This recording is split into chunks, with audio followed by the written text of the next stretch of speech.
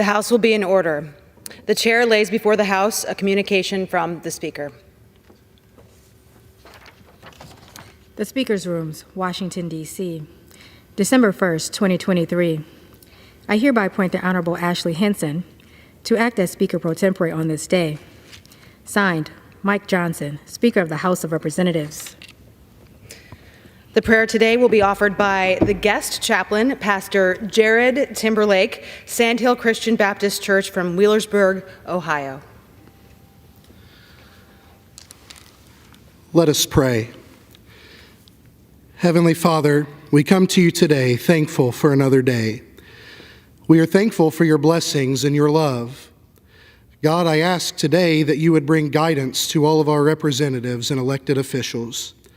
As a nation, may we always seek your face and your will. Lord, I pray that you will bring unity to this house and to those that serve. May they serve for the common good of our nation. God, I thank you that you have allowed us to live in the greatest country in the world. I thank you for blessing America for 247 years. Now, God, it is my prayer that America will bless you in all that we do, and that we will always be one nation under God. Protect us and guide us. In Jesus' name, amen. Amen. The chair has examined the Journal of the Last Day's Proceedings and announces to the House the approval thereof. Pursuant to Clause 1 of Rule 1, the Journal stands approved. The Pledge of Allegiance will be led today by the gentlewoman from Alabama, Ms. Sewell. Please join me in the pledge. I pledge allegiance to the flag of the United States of America and to the republic for which it stands, one nation, under God, indivisible, with liberty and justice for all. Without objection, the gentleman from Ohio, Mr. Wenstrup, is recognized for 1 minute. Madam Speaker, I rise today to welcome Reverend Jared Timberlake and his family to the House chamber. Reverend Timberlake has dedicated his life to selfless service, first through his time as a fellow Army soldier, and then later through his work as a youth minister and pastor at Sandhill Baptist Church in Scioto County, Ohio. As President George Washington said in his farewell address, "Of all the dispositions and habits which lead to political prosperity, religion and morality are indispensable supports." Nearly 250 years later, I'm glad we welcome our religious leaders to the People's House to open our work with prayer. I want to thank Reverend Timberlake for his decades of service to our country and to the local Scioto County community. Thank you, and I yield back.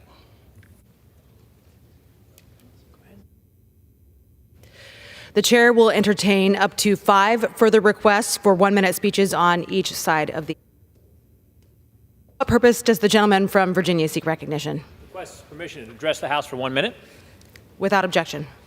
Madam Speaker, I rise today to recognize the outstanding accomplishments of the Liberty University football team. On November 25, my alma mater and hometown team earned their 12th straight victory and secured the first undefeated regular season in the program's 50-year history. Led by new head coach Jamie Chadwell, the Flames set a new school record and became the first FBS football team in Virginia history to win 12 games. As an alum, former student athlete, parent of 3 graduates, and a former employee in the Liberty University Athletics Department, I'm incredibly proud of this team. The Flames' 12-0 record and current number 20 national ranking reflects the discipline, commitment, and work ethic of these talented young men. Their individual sacrifice, unselfishness, and willingness to play for one another and give everything for a cause bigger than themselves has placed them in tonight's conference championship game, the Conference USA championship game, after which they will have the opportunity to play in a prestigious bowl game. I congratulate the Liberty Flames on their historic season, and I'm honored to represent them in Virginia's 5th Congressional District, and I yield back. For what purpose does the gentlewoman from Pennsylvania seek recognition? Madam Speaker, I ask unanimous consent to address the House for 1 minute and to revise and extend my remarks. Without objection, the gentlewoman is recognized for 1 minute.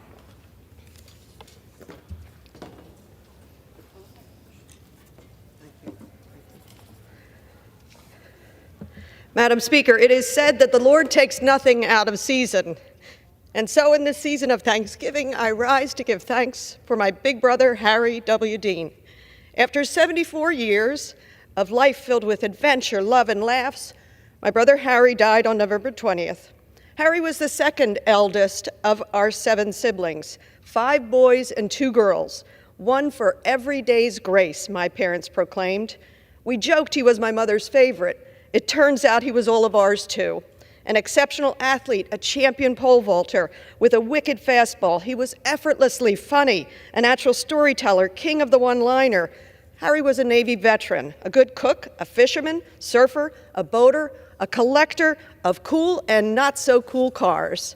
As we got older, Harry leaned into his quiet side, a careful collector of people and relics and their memories, a steward of our family's history, preserving the photos and legacies of those who came before. And the same will be true for Harry. And so in this season of Thanksgiving, we, your brothers and sisters, alongside Claire, Adrian, Joe, and your handsome, loving grandsons, Joey, AJ, and Jack, we are thankful for you, Harry, confident that we will see you on the other side. We love you. I yield back. For what purpose does the gentleman from California seek recognition? Madam Speaker, I seek unanimous consent to address the House 1 minute and revise my remarks. Without objection, the gentleman is recognized for 1 minute. Thank you, Madam Speaker. You know, if you wanted to look in the dictionary under the word boondoggle, you would probably find the California high-speed rail process. It was passed in 2008 by a narrow majority, about $9 billion worth of state funding by the taxpayers for this project to connect LA to San Francisco. Well, 15 years later, they still haven't laid any track. They've interrupted the flow of towns up and down the Central Valley and have put some causeways in so far, but many billions have been spent, and it's woefully over time. It's supposed to be completed by 2020. So they're going to seek more and more federal funding, at most, out of what it used to be a $33 billion project, and now will be a $128 billion project. At most, they would identify $20 billion worth of funding. They're going to come here looking for it. Instead, why don't we invest in something that can help all Americans, such as food supply, build water storage in California? That would help all Americans, not a boondoggle running up and down the valley, stopping in an almond orchard near Bakersfield. And that's why I'm seeking to get help for Sites Reservoir, raising Shasta Dam, and other water projects that will grow the food that Americans use from California. The gentleman, time's expired. For what purpose does the gentlewoman from Minnesota seek recognition? Yeah. Without objection, the gentlewoman is recognized for 1 minute. Madam Speaker, I rise to share my concerns regarding the hate speech and threats throughout our country and the world. We must speak loudly and clearly with one voice. Threats, harassment, and hate based on race, religion, ethnicity, sexual orientation, gender, or any other identity have no place in our communities, on our college campuses, in our society. The increase of these cases is serious and it demands action. Bills we have been voting on do not address all the rise of hate against all the protected groups, including the concurrent rise of Islamophobia, bigotry against Palestinians. Let me be clear.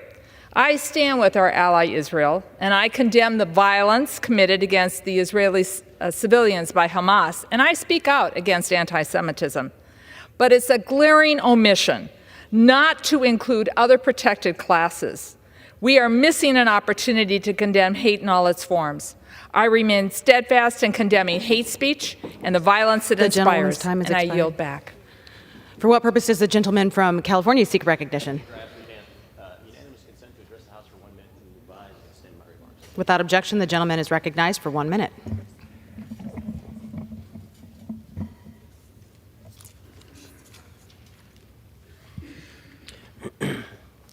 Madam Speaker, I rise today to pay tribute to a friend and a true American hero. Mike Cooper passed away on November 22nd, 2023 at the age of 70. He's survived by his lovely wife, Yong, his son, Thomas, his daughter, Melissa, and his 5 grandchildren. Mike dedicated his career and life to service. He served in both the Army and the Air Force. He protected our community for 3 decades, working for the LA County Sheriff's Department, and he influenced hundreds of young men and women as the law enforcement explorer mentor. Mike even continued to work as a reserve deputy after his retirement. And simply put, He went above and beyond to help others his entire life. Mike Cooper was a great father, a great husband, and a public servant. He'll be missed by his family, his friends, and the LA County Sheriff's Department and Lancaster communities. May God bless Mike Cooper and all of our peacemakers. I yield back. For what purpose does the gentlewoman from Alabama seek recognition? Madam Speaker, I ask unanimous consent to address the House for 1 minute and to revise. Without objection, the gentlewoman is recognized for 1 minute. Madam Speaker, I rise today to call on all of my colleagues to co-sponsor H.R. 308, the Rosa Parks Day Act. Today, December 1st, Americans across the nation are celebrating the legacy of Rosa Parks. It was on December 1st, 1955, when Rosa Parks was arrested in Montgomery, Alabama, for refusing to give up her seat on a city bus. This simple but bold act of resistance to segregationist Jim Crow laws inspired the historic Montgomery bus boycott. For 481 days, spurred by Rosa Parks' courage, thousands of African Americans peacefully protested the Montgomery city bus system until the United States court ruled in Browder versus Gale that the segregation ordinance were unconstitutional. Rosa Parks was awarded the Presidential Medal of Freedom in 1996, the Congressional Gold Medal in 1999, and was the first woman to ever lie in state at the U.S. Capitol Rotunda. In addition, many states, including Ohio, California, Missouri, and Oregon, already observe Rosa Parks Day at the state level. Her legacy continues to inspire new generations of Americans to advance justice and equality. Now is the time to pass this legislation and to declare December 1st as a federal holiday and as Rosa Parks Day. I yield back the balance of my time. The gentlewoman yields back. For what purpose does the gentleman from Nebraska seek recognition? Seek unanimous consent to address the House for 1 minute, revise and extend my remarks. Without objection, the gentleman is recognized for 1 minute. Madam Speaker, I rise today to highlight the success of Governor Jim Pillen in Nebraska to help reduce property and income taxes while expanding educational opportunities across our state. Less than a year ago, Governor Pillen took office as Nebraska experienced historic levels of tax revenue. His first budget poured billions of dollars into property tax relief, helping alleviate Nebraska's high property taxes. He cut income taxes and sped up the total repeal of Social Security taxes. He also increased the amount of funding the state provides for special education and created an Education Future Fund, which committed $1 billion to help Nebraska schools. Along the way, he made history by bringing school choice to Nebraska by establishing a scholarship tax credit to help families access more educational opportunities. This is really just a snapshot of what Governor Pillen has accomplished in less than 12 months, and there's more to come. Keep up the great work, Governor Pillen. Thank you, and I yield back. For what purpose does the gentlewoman from Texas seek recognition? Madam Speaker, I ask for unanimous consent to address the House for 1 minute to revise and extend my remarks. Without objection, the gentlewoman is recognized for 1 minute. Thank you, Madam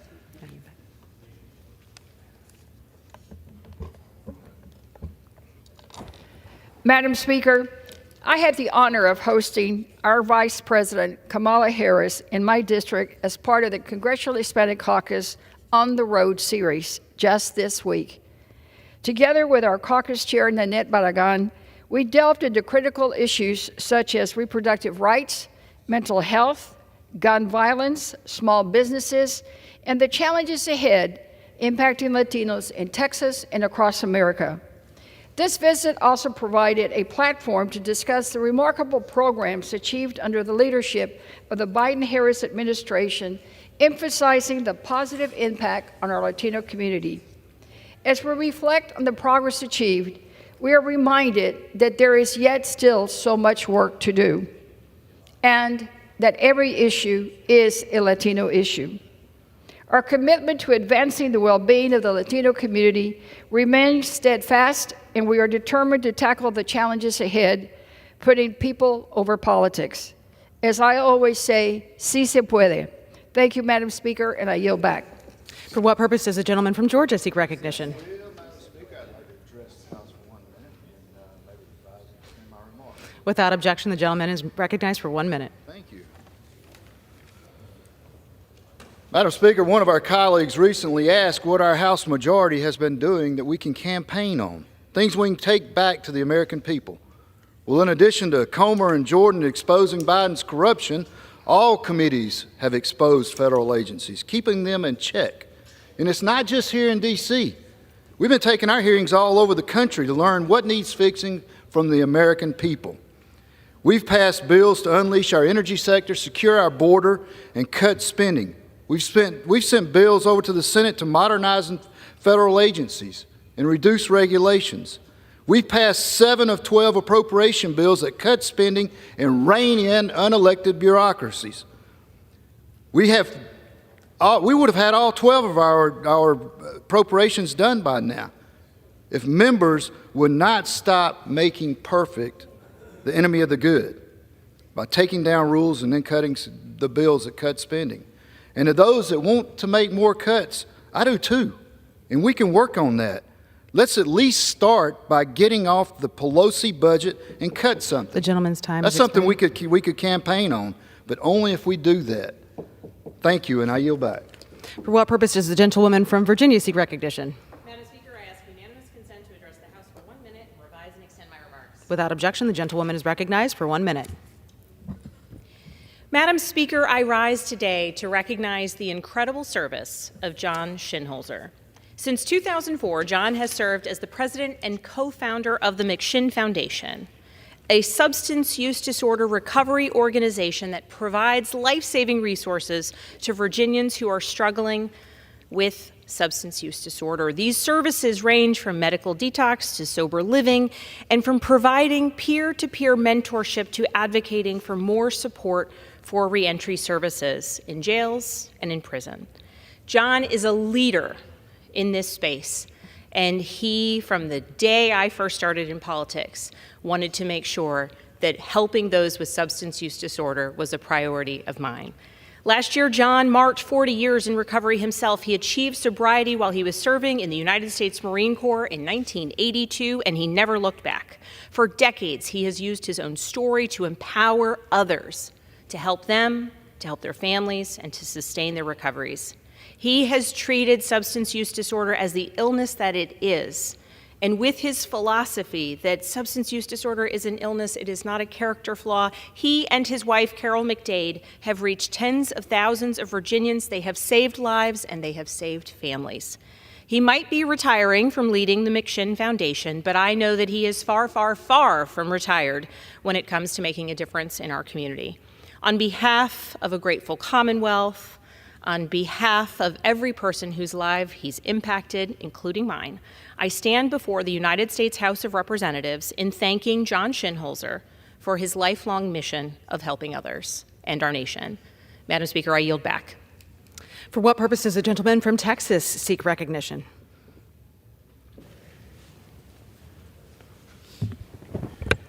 Madam Speaker, pursuant to House Resolution 891, I call up S.J. Res. 32 and ask for its immediate consideration in the House. The clerk will report the title of the joint resolution.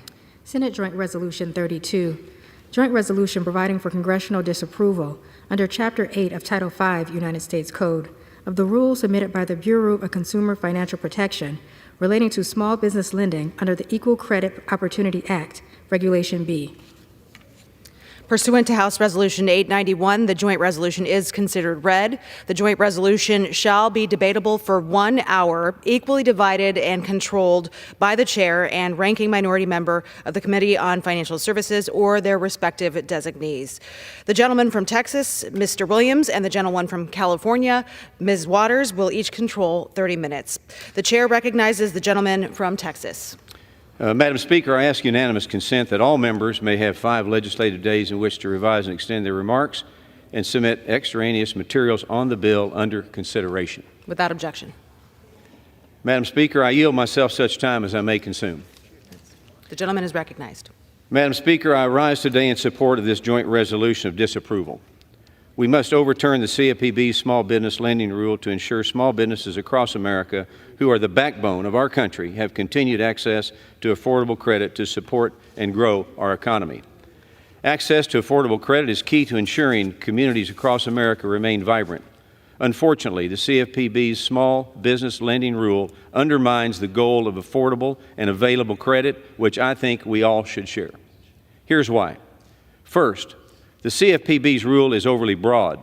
It will require lenders to collect massive amounts of data whenever a small business owner applies for credit. Most of the information is unnecessary to make a fair, equitable, safe, and sound loan. Requiring lenders to provide the information infringes on small business owners' rights to privacy about their personal and business information when applying for credit. Second, the CFPB's rule is burdensome. Community banks and credit unions across America account for the majority of small business lending. They are doing their part. Despite claims from my colleagues across the aisle, this rule does not go after big banks. It will have the biggest impact on the small community financial institutions already operating under the thinnest of margins because of runaway inflation, increased interest rates from the Federal Reserve, and in general, the Biden economy. The rule also discourages banks and credit unions from expanding their lending portfolios. They might simply decide that the droves of new compliance officers they would have to hire to comply with this onerous rule would simply not be worth it, and Main Street is hammered again. The CFPB director says he is trying to be sensitive to the needs of small community financial institutions, oftentimes advocating for relationship banking. However, in the rule, the CFPB sets the transaction threshold at an incredibly low 100 loans in the preceding 2 calendar years. This means the smallest of banks, small business, and their owners will be the ones to bear the brunt of the unnecessary data collections, and Main Street is hammered again. Third, the rule will be difficult to implement. The rule itself is nearly 900 pages and requires lenders to report 81 data fields. Developing compliance systems to achieve this will be extremely costly for firms, which takes resources away from actually lending to small business, and Main Street is hammered again. The timeline for implementation is also insufficient for lenders to develop the necessary systems to comply with such a complex and burdensome regulation. Each hour a lender spends on the overly broad data collection demanded by the rule is an hour not devoted to ensuring credit is available and affordable for small business, and Main Street is hammered again. So finally, it's unclear that the Bureau intends to do with its exceedingly expansive data demands. What we do know is the CFPB plans to publicly post the data on the CFPB's website. This is concerning given the Bureau's alarming record of facilitating the naming and shaming of companies whose business activities progressive activists want to attack.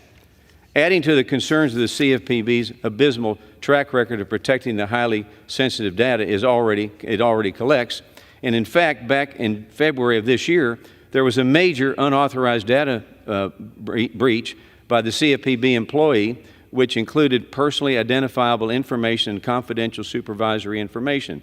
So why should we ever trust them to protect sensitive information of small business owners this time around? So to sum it up, the rule is backwards looking. It's anti-small business, it's anti-capitalism, it's anti-competition, it's anti-free markets, and it's anti-risk and reward.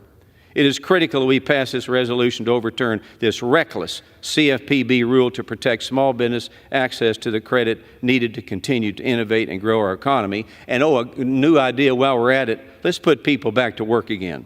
I urge my colleagues to support this resolution, and Madam Speaker, I reserve. The gentleman reserves. The gentlewoman from California is recognized. Madam Speaker, I yield myself such time as I may consume. The gentlewoman is recognized. Madam Speaker, Senate Joint Resolution 32 would repeal the CFPB's small business lending rule, which was required by Congress in Section 1071 of the Dodd-Frank Wall Street Reform and Consumer Protection Act. The CFPB's rule would simply require lenders to collect and report data on small business lending. This data would help drive competition in the market, lowering small business costs, and will help combat discrimination.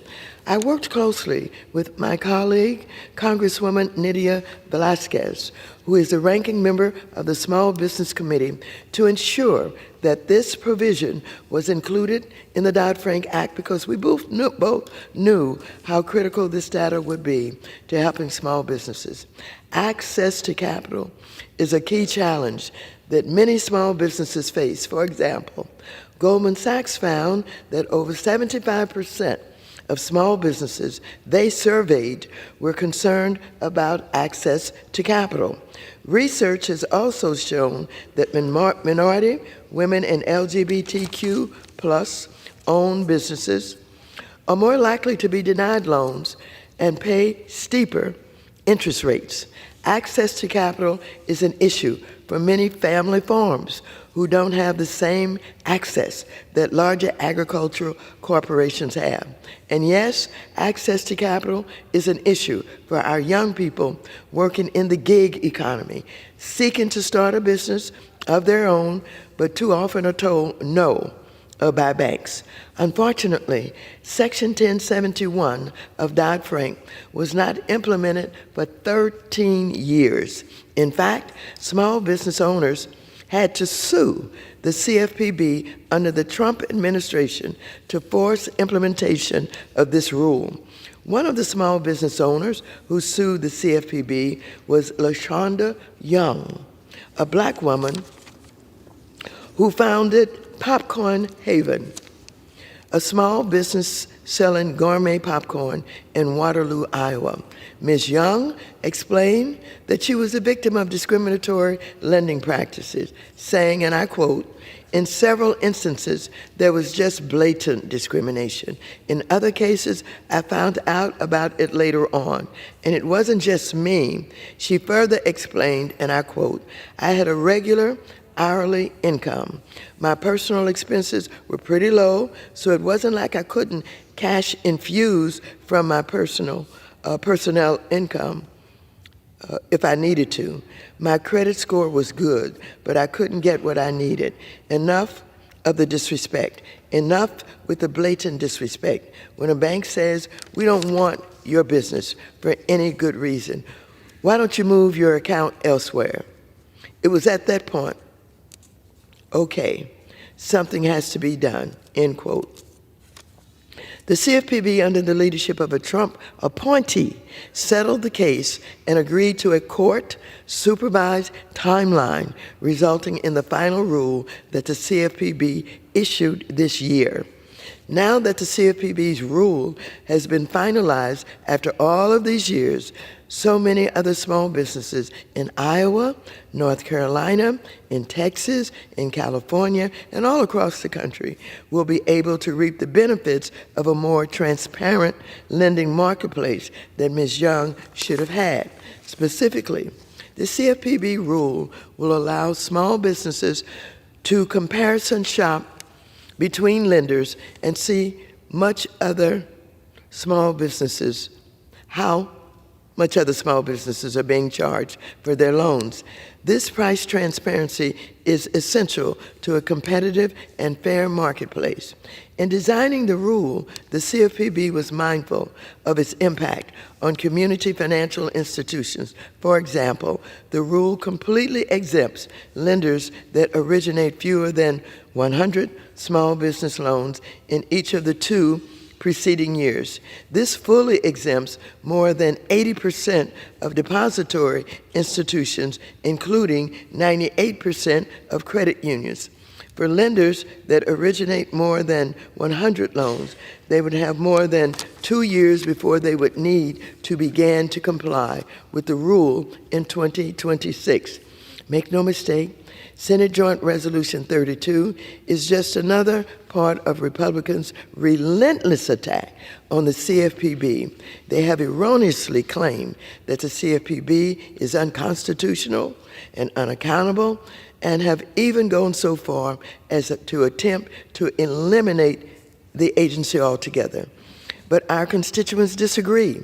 A recent bipartisan poll found that 82% of Americans, including 77% of Republicans, support the CFPB and its mission. With that, I'd like to highlight 3 main points about the CFPB's small business lending rule that this resolution would repeal. First, the data collected under the rule is very similar to data collected under the Home Mortgage Disclosure Act, or HMDA. This data collection under HMDA has been going on for decades, successfully bringing much-needed transparency to the mortgage market. Despite misleading claims by Republicans, I want to be very clear that small businesses are not required to provide demographic information about their ownership under the rule. It is completely voluntary. I have to repeat that because too many on the opposite side of the aisle are telling people that it is a mandate. It is not. It is voluntary.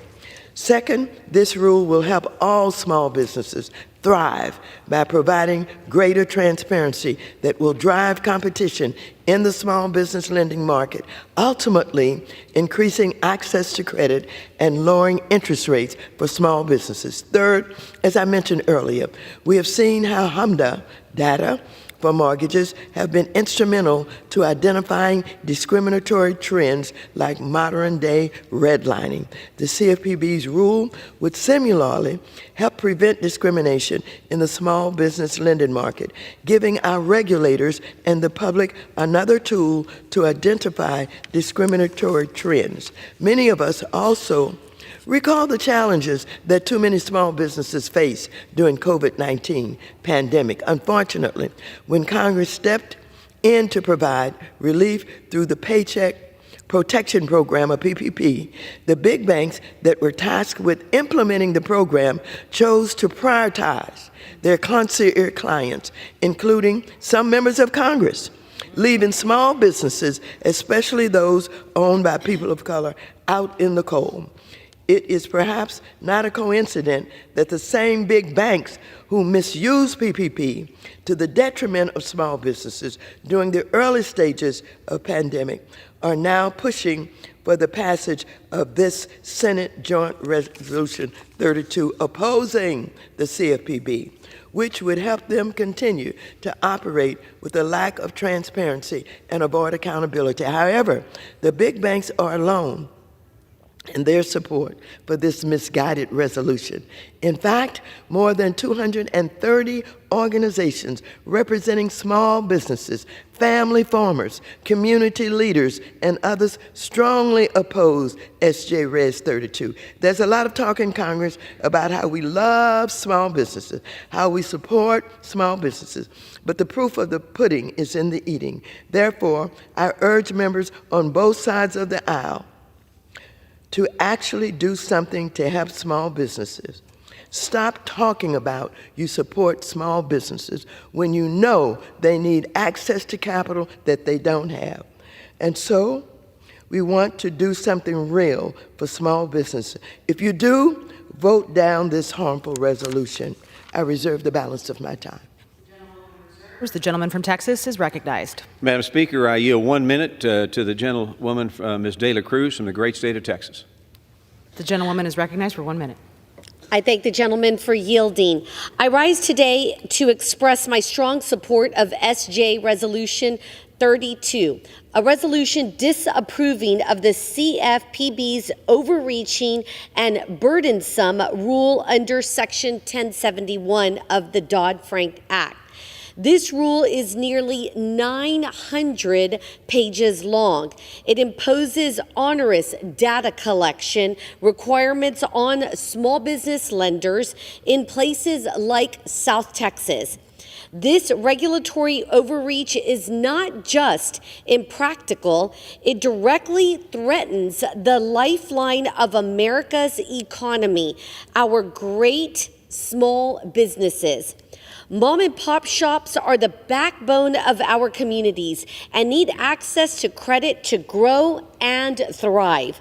This rule, with its misaligned definitions and excessive demands, will only hinder their access to the necessary financial resources. By supporting this resolution, we stand for common sense for small businesses, for community banks, for local families, and regulatory environment that fosters economic growth. I urge my colleagues to join me in supporting this resolution and safeguarding the health of our nation's economy. Thank you. I yield back. The gentleman from Texas is recognized. I reserve. The gentleman reserves. The gentlewoman from California is recognized.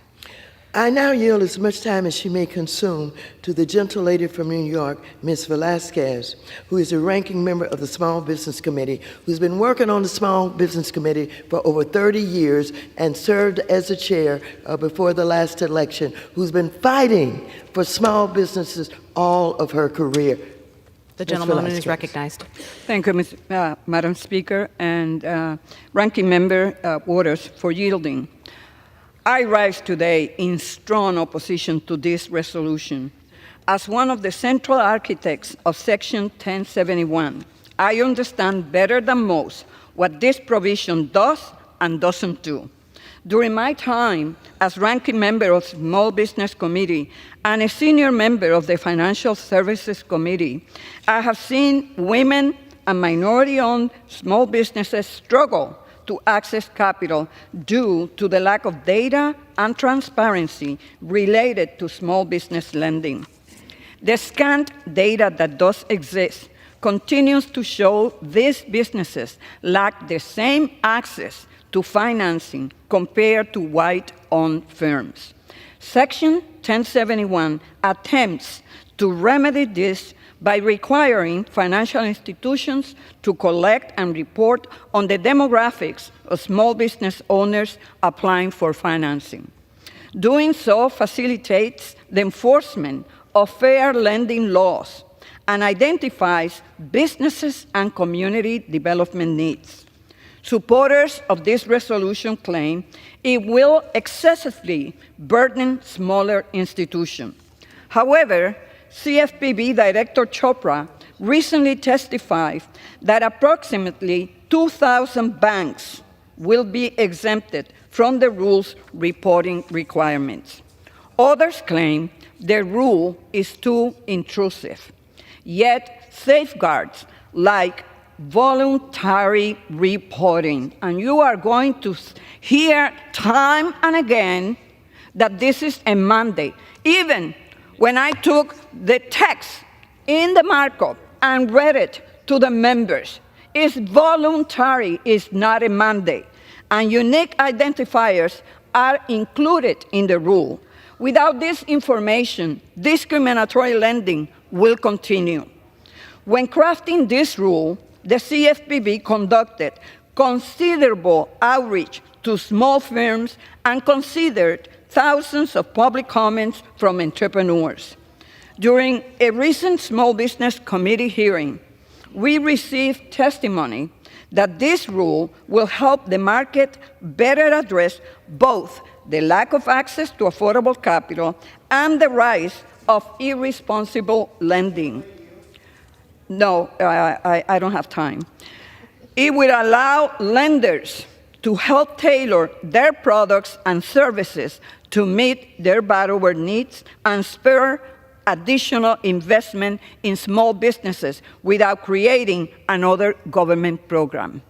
So you are for smaller government spending? Right here. Let's remedy this situation where we have empirical data that minority women, small businesses, female-owned businesses, and rural businesses do not have the same access to affordable capital. It has been 13 long years. We cannot reverse course now. To do so will be an insult to the minority-owned businesses that are counting on our support. I urge my colleagues to vote no on this resolution. I yield back. Thank you. The gentlewoman reserves. The gentleman from Texas is recognized. Madam Speaker, I yield 2 minutes to the gentleman, Mr. Musser, from the great state of Pennsylvania. The gentleman from Pennsylvania is recognized for 2 minutes. Thank you, Madam Speaker. I rise today in support of SJ Res 32, which would repeal the Consumer Financial Protection Bureau's, or CFPB's, 1071 rule, which mandates burdensome personal data collection from small businesses when they apply for loans from financial institutions. I very much thank Mr. Williams, Chairman of the Small Business Committee, for introducing a similar resolution here in the House, for which I am a co-sponsor. Madam Speaker, we're hearing some information that is should be of great interest to us all, that that there is no need for small business then to comply with the 1071 rule if, in fact, what we just heard is accurate. And I will take it a little bit further here. It is clear in Dodd-Frank that Section 1071 that any applicant for credit may refuse to provide any information requested pursuant to subsection B in connection with any application for credit. However, the director of the CFPB, the 1071 rule, and I quote, was put out, a low response rate to this rule may indicate a failure to comply. So therefore, the CFPB gets the statute wrong and is another example of their overreach. If the statute is clear that any applicant may refuse, then how can refusal somehow be a sign that a lender is not complying with the statute? Lenders know and are rightly concerned that failing to get a high response rate will likely result in running afoul of the CFPB or being publicly named and shamed by progressive activists.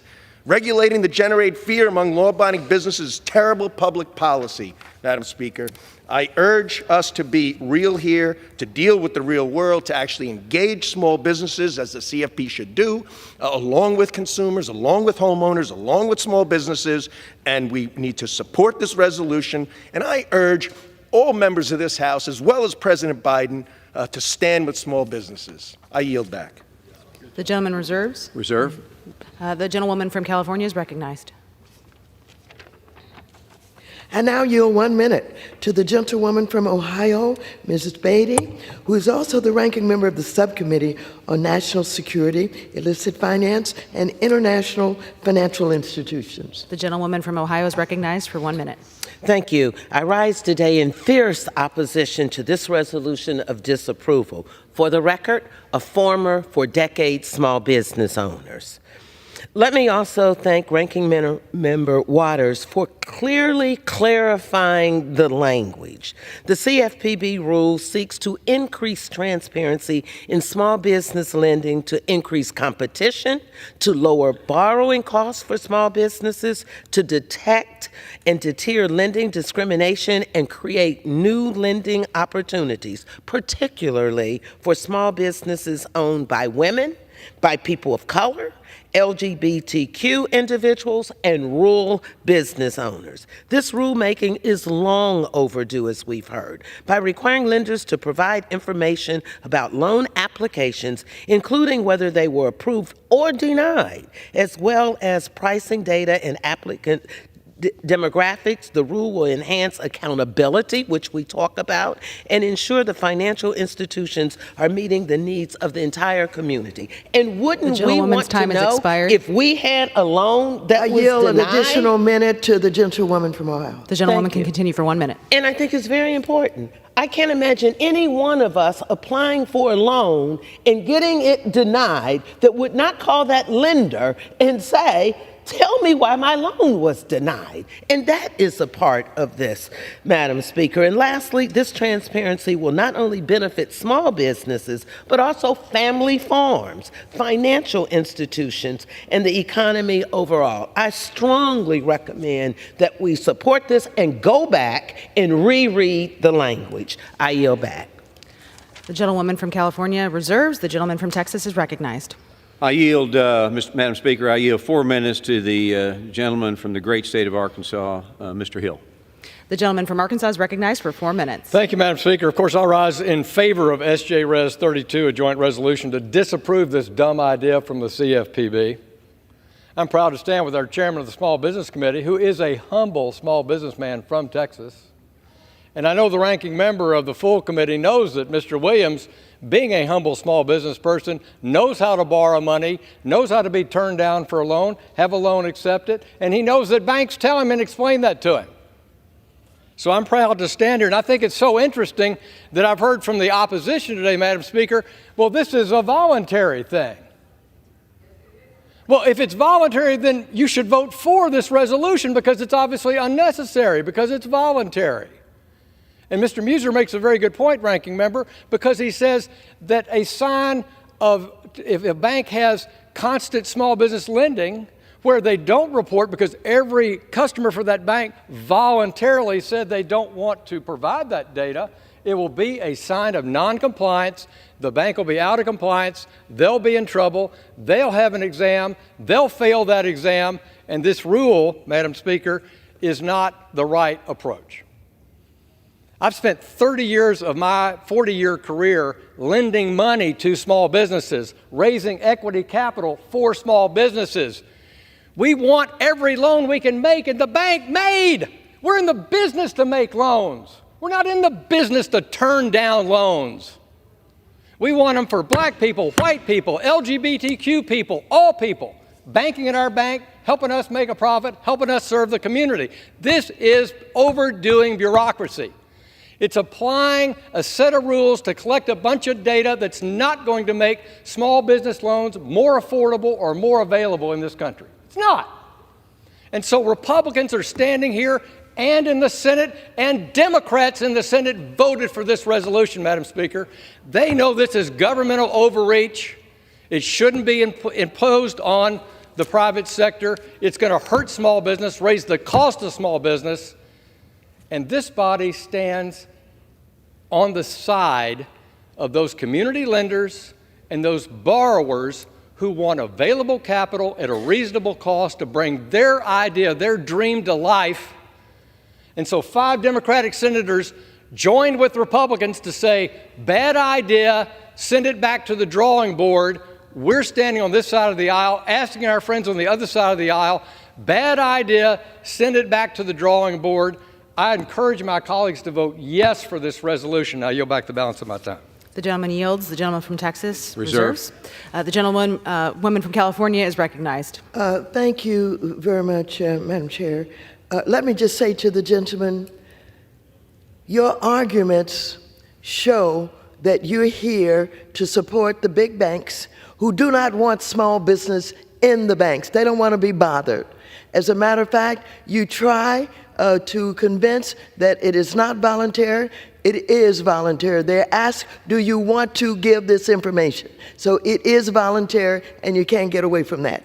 I now yield 2 minutes to the gentlewoman from Texas, Ms. Garcia, who is also the vice ranking member of the Financial Services Committee. The gentlewoman is recognized for 2 minutes. Thank you, Madam Chair. The beginning of so many great American stories is built around starting a small business in your family name, becoming a foundation in your local community, making it in America. Small businesses are major drivers of wealth creation in our overall economy. They account for 2/3 of net new jobs and nearly half of our U.S. economic activity. But for many of them, that dream starts with going to a bank and getting a small business loan. But for many Americans, the sound of their name, the color of their skin, the language that they speak, or who they love can doom that dream if a bank says that they are at risk. And this isn't hypothetical. I too was born and raised in South Texas. And I can tell you that when I go home and I see some business places that are closed, that I ask my family, well, what happened? Was it the pandemic? Was it no demand for the cost of services that they had? They said, no, they just had trouble with finances and they couldn't get a loan. And in some small rural areas, because I did grow up in rural South Texas, there isn't credit unions everywhere like there is in the city of Houston, where I live now. And then in the city of Houston, many small businesses, even during the pandemic, in round one, couldn't even get a PPP loan. We had to go in there and do a carve-out to literally force the banks to provide loans to small businesses. So I'm glad that one of my colleagues was open-hearted and gave people a lot of loans. I just hope that that included some to minority small businesses. Because, Madam Speaker, this is real. It's not hypothetical. We know that minority-owned small businesses were less likely to receive a loan during the pandemic compared to white firms. The gentlewoman's time has expired. The gentlewoman from California. I yield an additional minute to the lady from Texas. The gentlewoman is recognized for 1 minute. Regrettably, Madam Speaker, racism and discrimination flourish in the darkness. We need it to shine a light and allow the Consumer Financial Protection Bureau to make lending more transparent. Madam Speaker, transparent market will be a competitive market. With transparency in lending, banks are driven to compete and offer better terms. With this resolution, extreme MAGA Republicans are protecting the secret discriminatory practice of banks and lenders. Repealing this rule would harm all those who stand to benefit. We want to put profits over people. We want to put light over darkness. I urge my colleagues to vote against this resolution. I yield back. The gentlewoman yields. The gentlewoman from California reserves. The gentleman from Texas is recognized. Madam Speaker, I yield 1 minute to the gentleman, Mr. Flood, from the great state of Nebraska. The gentleman from Nebraska is recognized for 1 minute.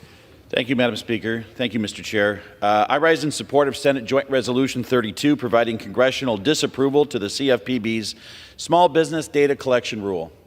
I'm a businessman myself, and I'm proud to say that I've made a payroll every 2 weeks since I was 24 years old. And I'll tell you what happens in a situation like this. I'm also a borrower. I'm a borrower of small community banks across the state of Nebraska. You pass something like this. You go from 7 statutory data points, you go to 81 data points. I'm going to have to pay an accountant to sit down and sift through all of our business data to put this together for my bank, my lender, and hope that I get it right so that on the next bank exam, they're not calling me wanting a whole bunch more information. That's the real cost to small business. That's the real cost to businesses in this nation. That's what people in this town forget. It's small businesses, it's small town employers that make this country run, that make the money work so that people can wake up and have some cash in their pocket. So I will say this, you go from 7 points to 81 points. This is just another example where the CFPB has expanded the scope of the rule as far as possible. And with that, I yield back. The gentleman yields. The gentleman from Texas reserves. The gentleman reserves. The gentlewoman from California is recognized. I now yield 3 minutes to the gentlewoman from Michigan, Ms. Tlaib, who is also the vice-ranking member of the Subcommittee on Housing and Insurance, who's been working on this issue for a long time. The gentlewoman from Michigan is recognized for 3 minutes. Thank you to our ranking member. Madam Speaker, the resolution that they're attempting to use to overturn this rule is about small business lending. We know that. But I'm like, what? What's the problem? We're now afraid of data. We don't want to collect data, and it's even voluntary. They can say it's not. It is voluntary. You're opposing a process that would help create more transparency, more information gathering, competitiveness, fair marketplace for lenders and small businesses. It's voluntary. We're scared now. We're scared of voluntarily collecting data?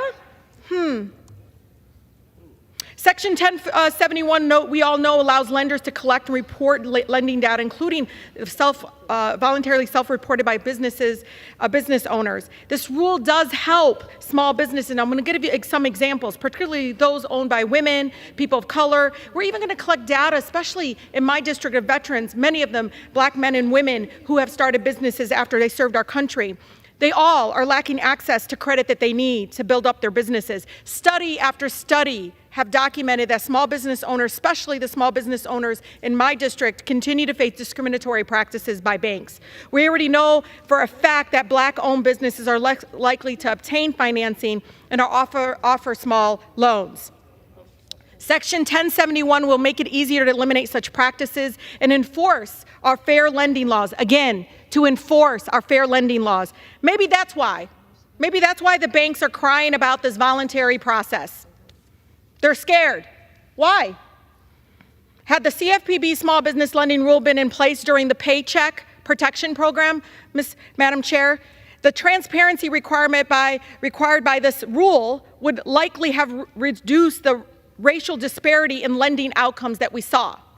There is also a clear precedent for such a rule that it can accomplish. For instance, and folks can laugh, they can think that this is real life people. These are people that literally are putting their whole life savings to a small business and hoping and praying that they have the investment from the federal government. When the Home Mortgage Disclosure Act established reporting process for mortgage lenders that are similar to those that are in the CFPB rule, did you all know that lending to Black borrowers for conventional home purchases increased by 70% in 3 years?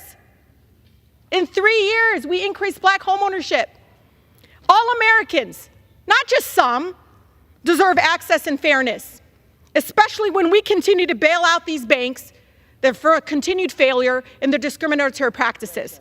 Section 1071 promotes transparency, competition, and fairness. Overturning this is a disservice to our small business owners everywhere. I thank you so much for our Madam Chair and our ranking member and others that are continuing to advocate for this. This is the right thing to do. This is how we make sure that all Americans have access. I yield. The gentlewoman yields back. The gentleman from California reserves. The gentleman from Texas is recognized. Madam Speaker, I yield 4 minutes to the gentleman from Kentucky, Congressman Barr. The gentleman from Kentucky is recognized for 4 minutes. Madam Speaker, thank you. I rise today in support of my good friend and colleague, the small business owner from Texas, Congressman Williams, and I support his resolution under the Congressional Review Act to nullify the CFPB Small Business Lending Rule, or Section 1071 of the Dodd-Frank Act. The small business lending rule that was finalized in March is incredibly onerous. It imposes massive burdens on financial institutions, will be misleading and confusing for borrowers, and ultimately harm the very small business owners, the minority and women-owned small business owners that they say they want to help. Because those are the businesses that will not have access to capital, and certainly not affordable capital. While the Dodd-Frank Act does charge the Bureau with adopting rules regarding small business lending, Director Chopra's rule goes far beyond congressional intent, and by requiring the collection of 81 data fields, it greatly exceeds what is mandated by statute. As has been said very eloquently, it will be extremely burdensome on financial institutions, leading to increased costs, less availability of credit for millions of Main Street borrowers and entrepreneurs. And I have to address this absurd argument about the voluntary nature of the disclosures here. If this is really voluntary, and I want the CFPB to hear, the advocates of this rule, I want them to hear, this is totally voluntary. Because if it's totally voluntary, when my constituents do not provide the CFPB with this information, I want the CFPB to go back and watch the tape. Because I don't want my constituents to then be punished by the CFPB when they don't give them the information that they want. And I'm going to tell my constituents who are being harassed by this bureaucracy to go back and listen to the ranking member, because she said it's voluntary. And I want them to quote the ranking member to the CFPB when the CFPB harasses them for bureaucracy. And then I want everyone here in this chamber to recognize that this week in the Financial Services Committee, I asked Director Chopra if he recognizes that if a small business owner fails to understand why demographic information, irrelevant, by the way, to the creditworthiness of the borrower, demographic data is being collected, it could lead to confusion and misunderstanding and potential liability for the financial institution. For example, the rule requires small business owners to disclose their race, their ethnicity, their gender or sexual orientation. And when they apply for that loan, and they have to give this information prior to the underwriting, if that loan is denied, the applicant could be reasonably led to believe that that demographic information was the basis for the denial, and not the myriad of other legitimate factors which play into lending decisions. And Director Chopra agreed with me that this could be confusing to the borrower. Clearly, there are a lot of important factors that have not been properly considered prior to the finalization of this rule. Does this make sense? I thought we got to a point in the country where race was not supposed to matter. But the other side of the aisle thinks race is the only thing that matters. And that's wrong. That is wrong. This rule's requirement will force many community banks and credit unions across the country to exit small business lending altogether. And that's what my constituents tell me. Small banks across central and eastern Kentucky tell me this is so burdensome, the requirements are so ridiculous, that they're just going to exit small business lending altogether. Now, how does that help the minority-owned small business on Main Street, USA? It hurts them. This is absurd that we would actually hurt minority and women-owned small businesses by burdening them with massive amounts of red tape. And finally, I want to address this ridiculous argument from my colleagues on the other side of the aisle who constantly cite this poll that says that the gentleman's CFPB time has expired. I offer 30 more seconds, please. The gentleman's recognized for 30 seconds. This poll that they keep talking about that Democrats wanted, that they say that, oh, the American people love the CFPB because it describes the CFPB as the Salvation Army or something. The truth of the matter is, if the poll was asked with the truthful information that this agency drives up the costs and decreases the availability of credit, it increases regulatory costs for small businesses, it increases interest costs for Americans for their credit cards when they pay on time, it decreases access to consumer credit, it is completely exempt from the appropriations process and totally unaccountable. You ask the question the truthful way, the American people overwhelmingly say the CFPB is a failure. Gentleman's time has expired. The gentleman yields. The gentleman from Texas reserves. The gentleman reserves. The gentleman from California is recognized. I yield to myself as much time as I may consume. The gentleman is recognized. You know, Madam Speaker and members, we have these members on the opposite side of the aisle spending all of this time supporting the biggest, most profitable banks in the country. And yet, these members won't stand up for small business lending. They don't want the data so that we can understand what is going on and why people in this country, minorities in particular, farmers, small farmers, family farmers, etc., can get loans. Now, in the last decade, these mega banks made so much money. J.P. Morgan, $215 billion. Wells Fargo, $197 billion. Bank of America, $105 billion. Citigroup, $93 billion. And they repeatedly broke the law, even though they were making all of this money. And I want you to know they consider this is just the cost of doing business. And so we have here even more when we take a look at some of the other banks that paid fines. Instead of lending money, they'd rather pay fines instead of lending to the small business. What kind of fines are we talking about here? We fine them for all kinds of fraudulent activity. In the last decade, mega banks made so much money and then they repeatedly paid fines. For example, the Bank of America paid $66 billion in fines. They could have been lending this to small business. J.P. Morgan, $43 billion in fines. They could have been lending this to small businesses. Citigroup, $19 billion in fines. They could have been lending this to small businesses. Wells Fargo, $12 billion in fines. And yet, some of our members want to say that, oh, we just want to shame these big banks. Yeah, I do. Yeah, because it is a shame that they're so profitable that they do not want to spend time with small businesses. Takes up too much time. The small businesses don't earn as much money for the bank, etc. They don't even want them in the banks, and we've got to do something about that. We're shining a light on the existing practices of lenders, and if those lenders are charging minorities and small family farmers, etc., exorbitant interest rates, there's no reason that we should not get the transparency that we need to stop this.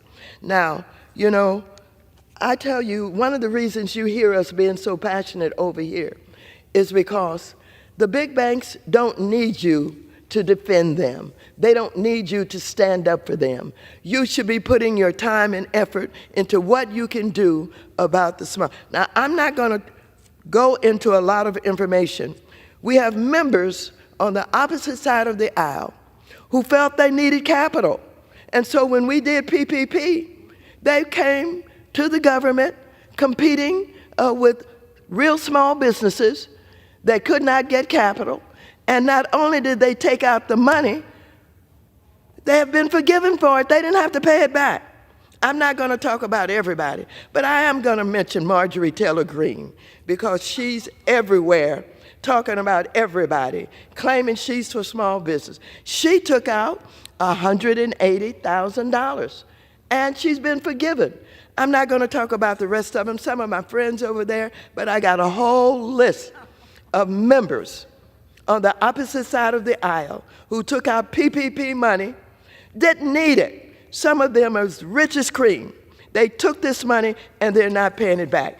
And then they come in here and they talk about why we should not have transparency and do everything that we can for these small business who are desperate for capital. You can sing the song that you love small business all that you want.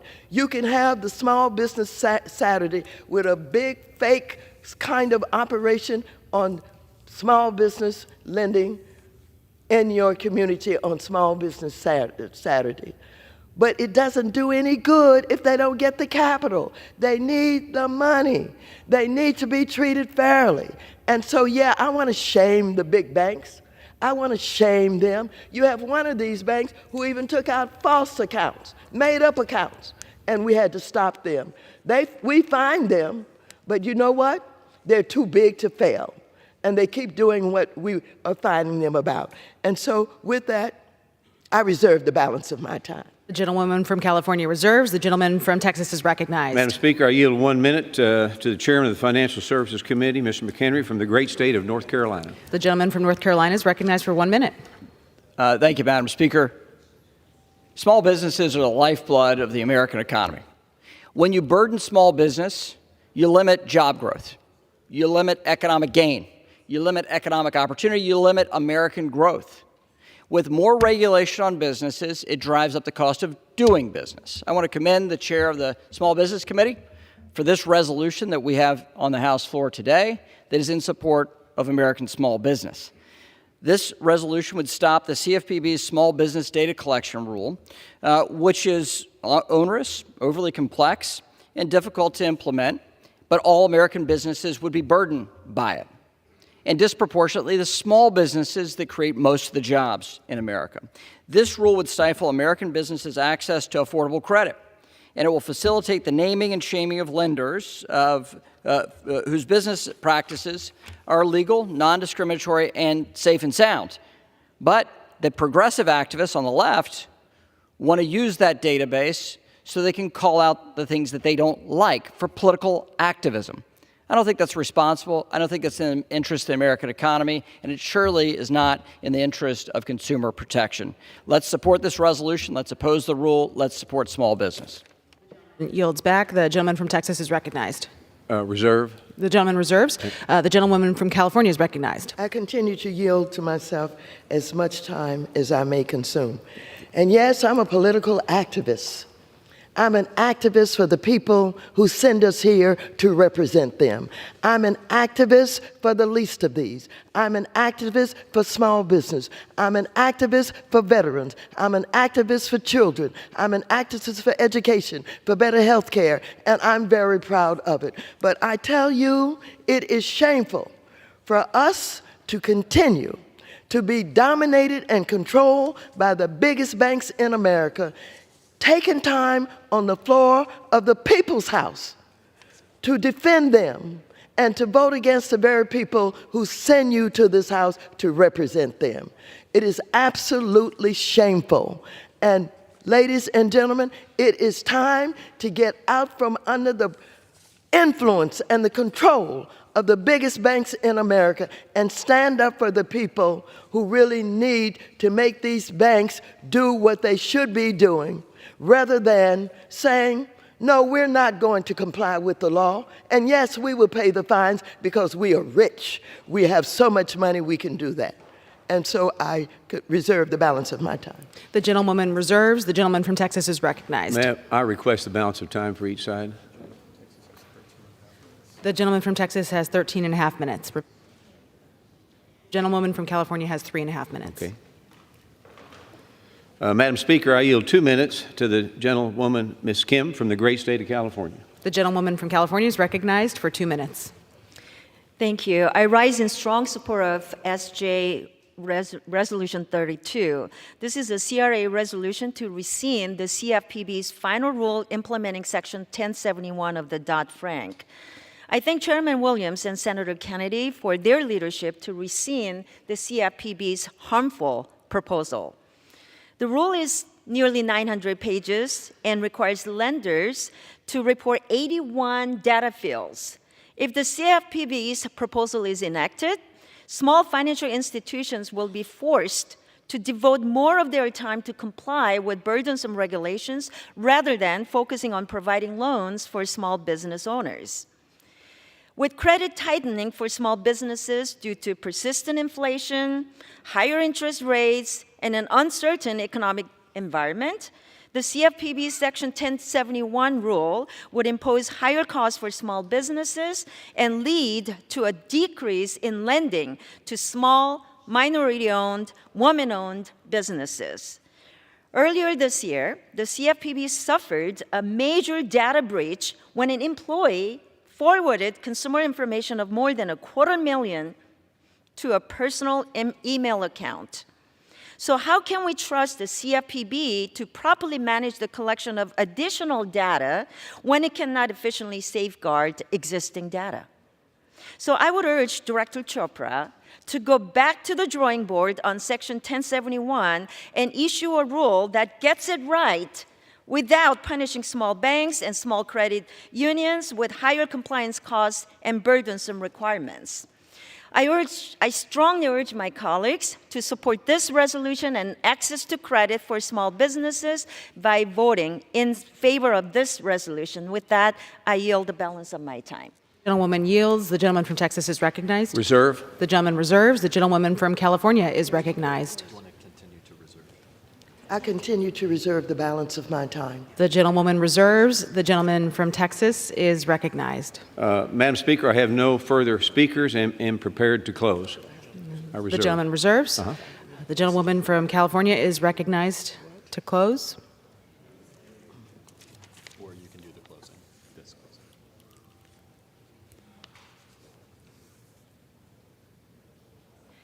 closing. Thank you, Madam Speaker. I have no further speakers, and I am prepared to close if the gentleman from Texas has no further speakers. The gentlewoman from California is recognized.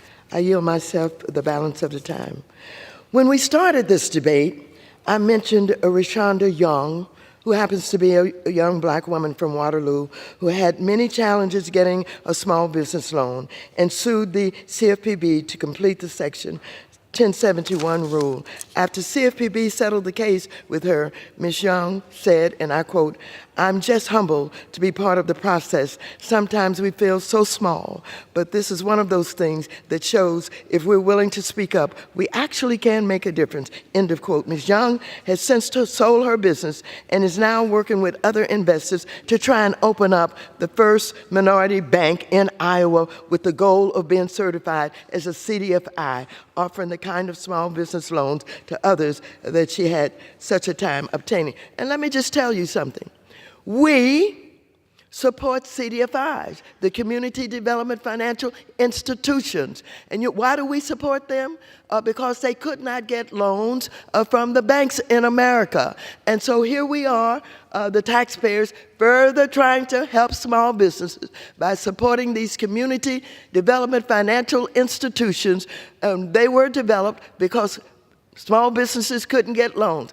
And then we have on the opposite side of an aisle people who are opposing how we can support these small businesses by getting the transparency done that we need to have done.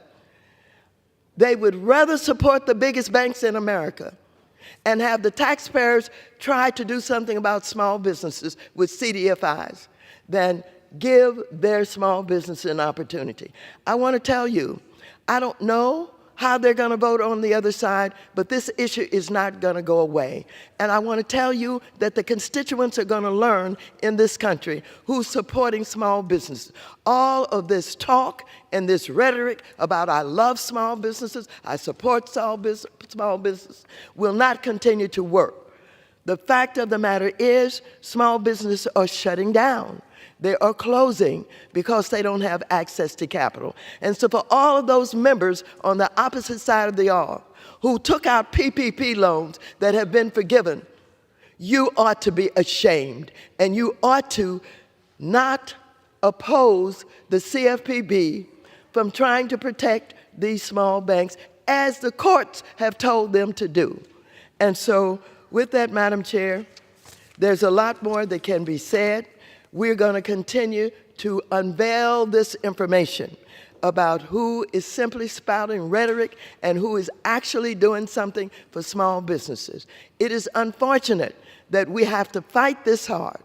We have to do everything that we possibly can because the banks don't want them in their banks. They don't want to be bothered with them. They're too small. We have small businesses who only need $50,000, $75,000 to improve their technology, to be able to take their businesses to a place where they can earn more money. We can't even start to talk about startup capital. None of them get startup capital.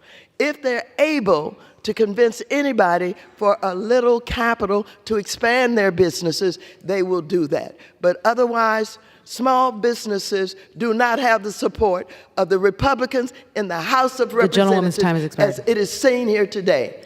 I yield back. The gentlewoman yields. The gentleman from Texas is recognized.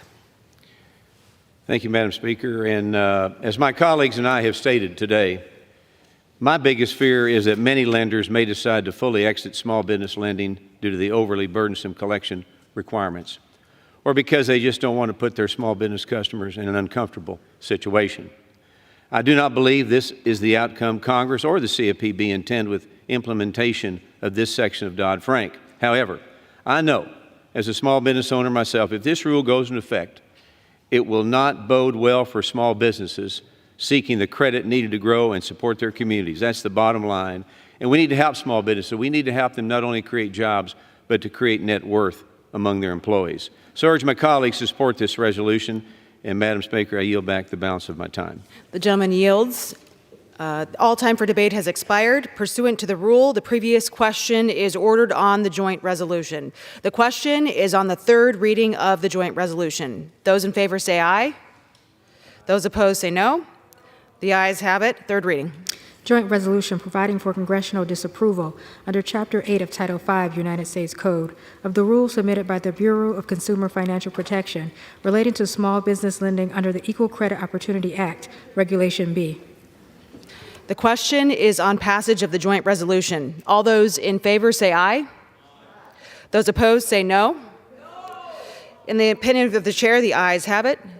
For what purpose does the gentlewoman from California seek recognition? I request a recorded vote. I'm sorry I interrupted. I have to say it over and over again so I can get this recorded. Does the gentlewoman request the yeas and nays? The yeas and nays are requested. Those favoring a vote by the yeas and nays will rise. A sufficient number having risen, the yeas and nays are ordered. Members will record their votes by electronic device. Pursuant to Clause 9 of Rule 20, this 15-minute vote of passage of the joint resolution will be followed by a 5-minute vote on adoption of House Resolution 878. This is a 15-minute vote.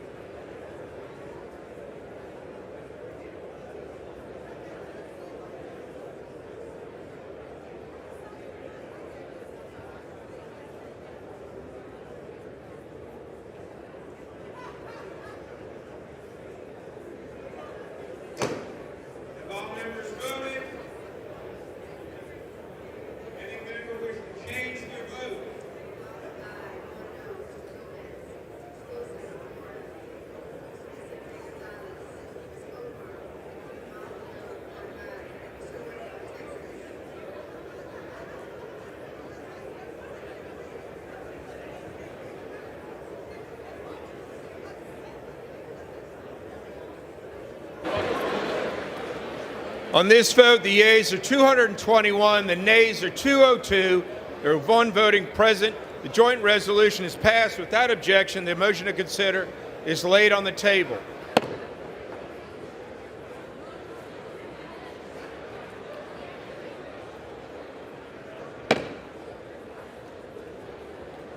Pursuant to Clause 8 of Rule 20, the unfinished business is the vote on the adoption of House Resolution 878, on which the yeas and nays are ordered. The clerk will report the title of the resolution. House Resolution 878, resolution providing for the expulsion of Representative George Santos from the United States House of Representatives.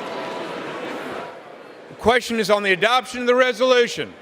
Members record their vote by electronic device. This is a 5-minute vote.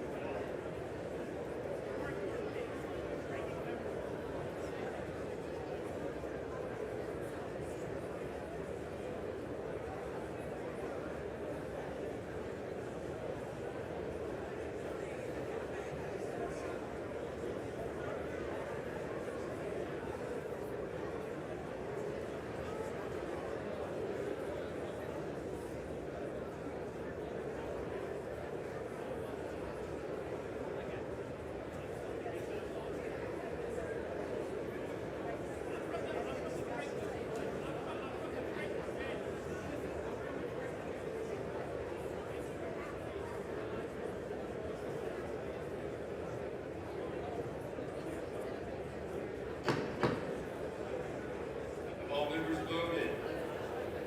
Does any member wish to change their vote?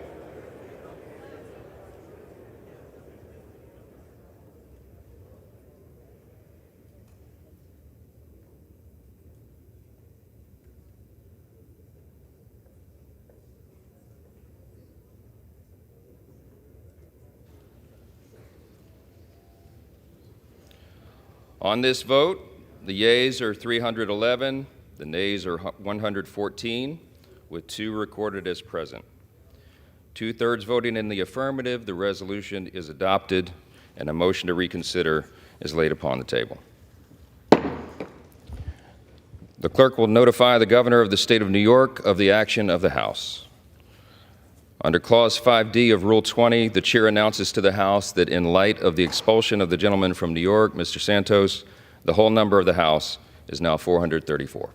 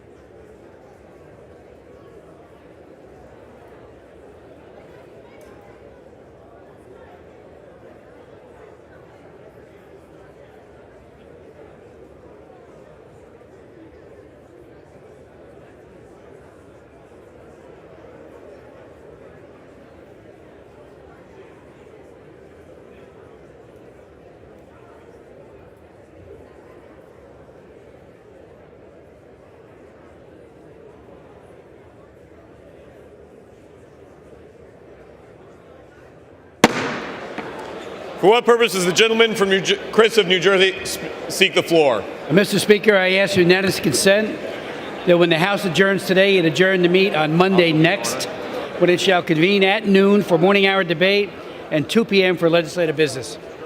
Without objection.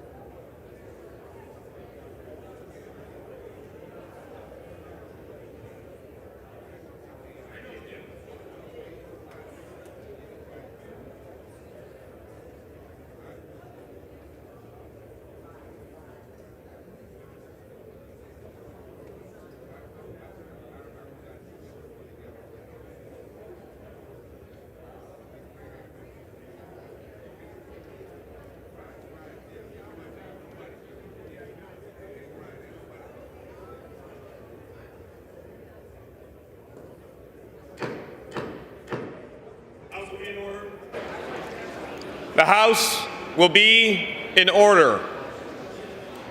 For what purpose does the gentleman from Stanton of Arizona seek the floor? Mr. Speaker, I ask to address the House out of order. The House will be in order.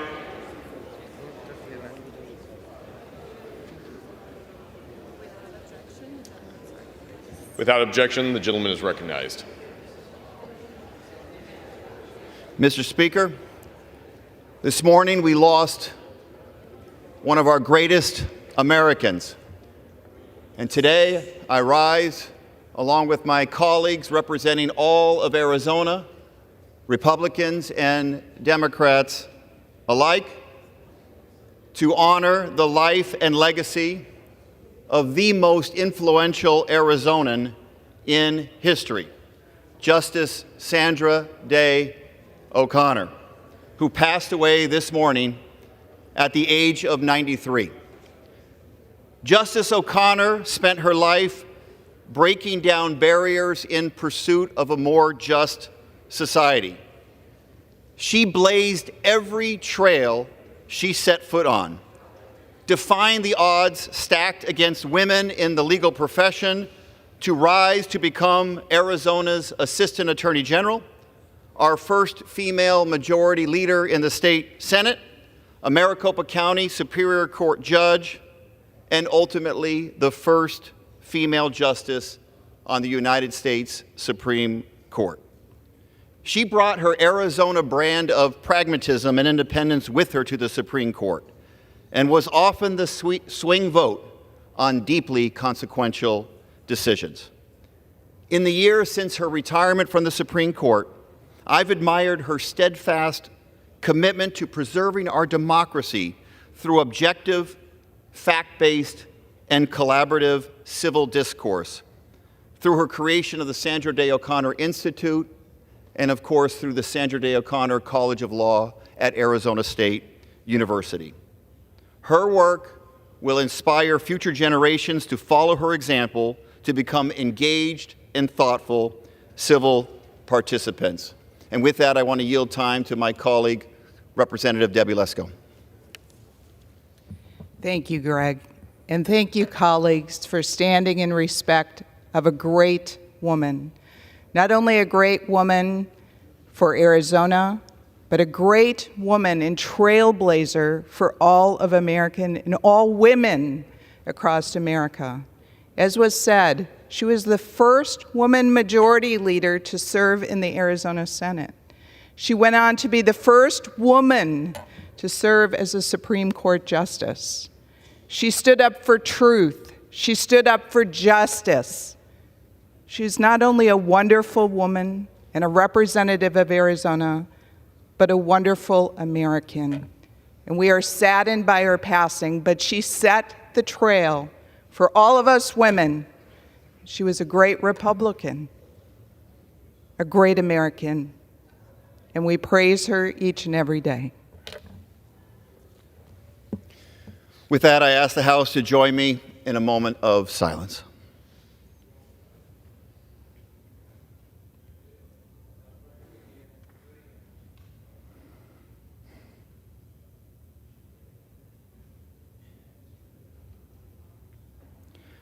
Mr. Speaker, I yield back.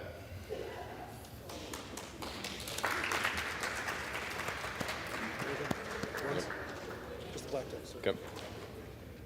The chair will now entertain requests for 1-minute speeches. For what purpose does the gentleman from California seek recognition?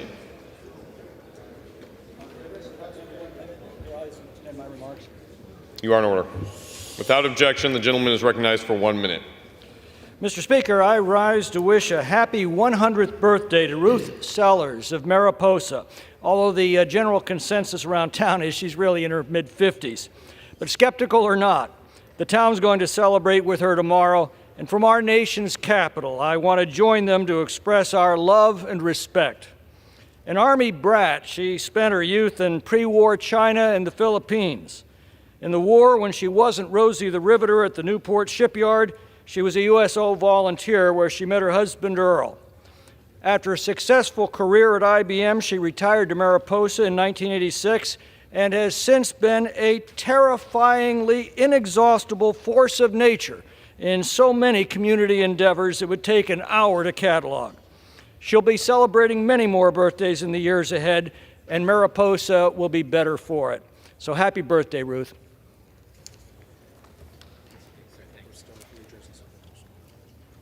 For what purpose does the gentleman from New Jersey seek recognition?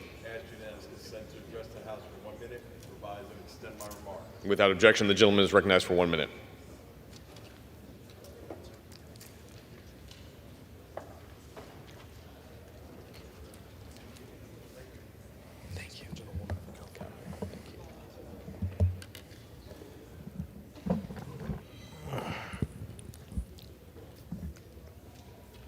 Mr. Speaker, I rise today to discuss the bipartisan efforts to make our nation's pipeline network safer.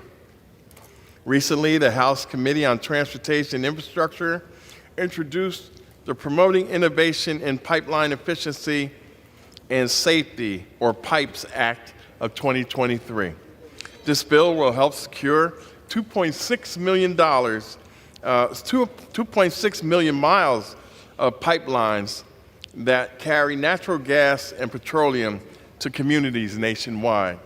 It will allow the Pipeline and Hazardous Materials Safety Administration to hire more workers to monitor pipeline safety. And it creates proper protections to regulate carbon dioxide pipelines more efficiently. Also, it will promote more methods to contain greenhouse gases. In addition, the bill makes it easier for historically black colleges and universities and other minority-serving institutions to educate and develop the next generation of pipeline safety professionals.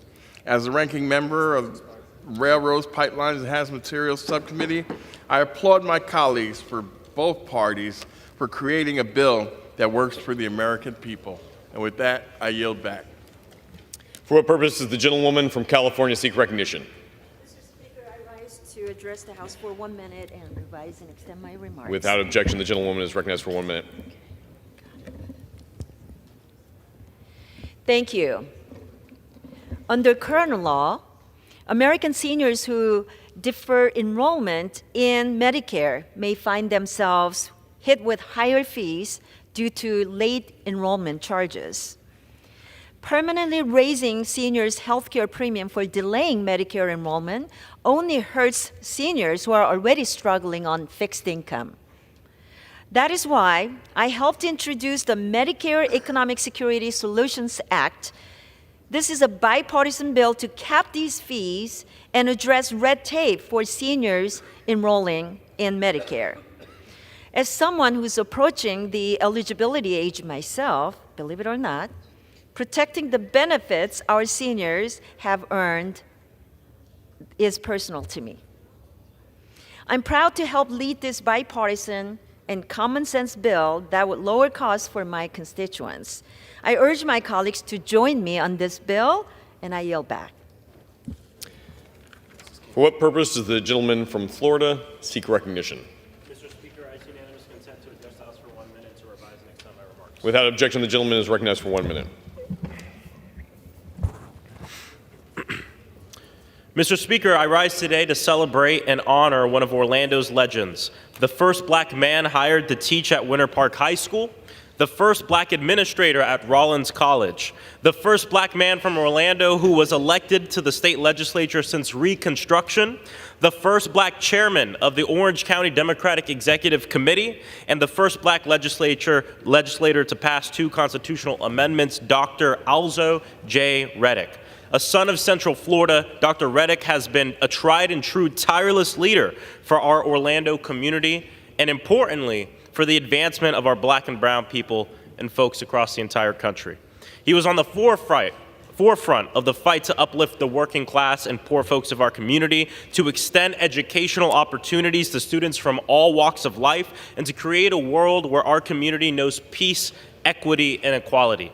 Dr. Reddick paved the way for legislators like me to be where we're at today. And so today I thank him and honor him for all the work he's done for every single Floridian. I yield back. For what purpose does the gentleman from Georgia seek recognition? Ask unanimous consent to address the House for 1 minute to revise and extend my remarks. Without objection, the gentleman is recognized for 1 minute.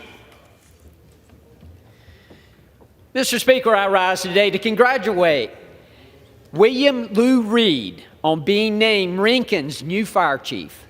Reed started with the Rincon Fire Department in November of 2011 and has served as a firefighter, an engineer, and a captain.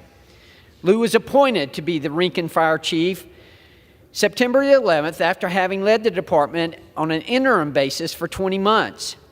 He recently received a bachelor's degree in fire administration and is working towards a master's degree in public health administration.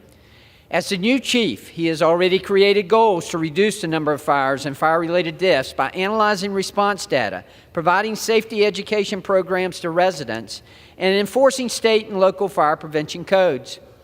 Lou has already shown he has the skills of a true leader, and I'm excited to see what he accomplishes further as the new Rincon Fire Chief. Thank you, Mr. Speaker, and I yield back. For what purpose does the gentleman from California seek recognition? A minute, revise and extend my remarks. Without objection, the gentleman is recognized for 1 minute. Mr. Speaker, today I rise in support of Senator Schumer's address on anti-Semitism in the Senate. I echo Senator Schumer's concerns. Anti-Semitism is on the rise in our country, and it is simply unacceptable. As Americans, we have the responsibility to condemn bigotry and hate in all of its forms, including anti-Semitism. To quote my friend and colleague in the Senate, we are stewards of the flames of liberty, tolerance, and equality that warm the American melting pot and make it possible for Jewish Americans to prosper alongside Palestinian Americans and every other immigrant group from all over the world. I thank Senator Schumer for his powerful words. As we watch the events abroad and here at home unfold, I urge Americans to remember that our shared humanity, commitment to equality, and tolerance are our greatest strength. And I ask permission to enter Senator Schumer's remarks in the congressional record.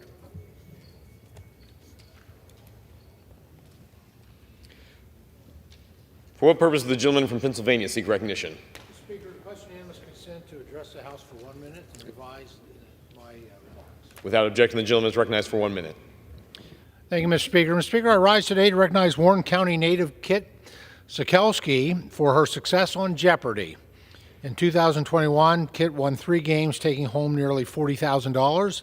And earlier this month, she had the opportunity to compete again as part of the Second Chance competition. Second Chance competition gave champions from the past couple sessions an opportunity to qualify for this season's Tournament of Champions. Kit was able to make it out of the quarterfinal before finishing second in the semifinal match.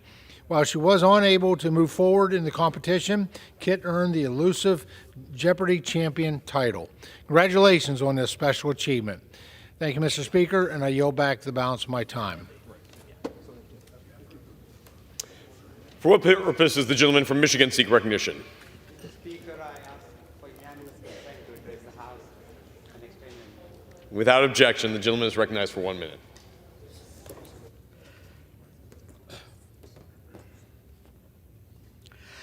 Mr. Speaker, I rise today to pay tribute to Rosa Parks, a beacon of hope during the civil rights movement.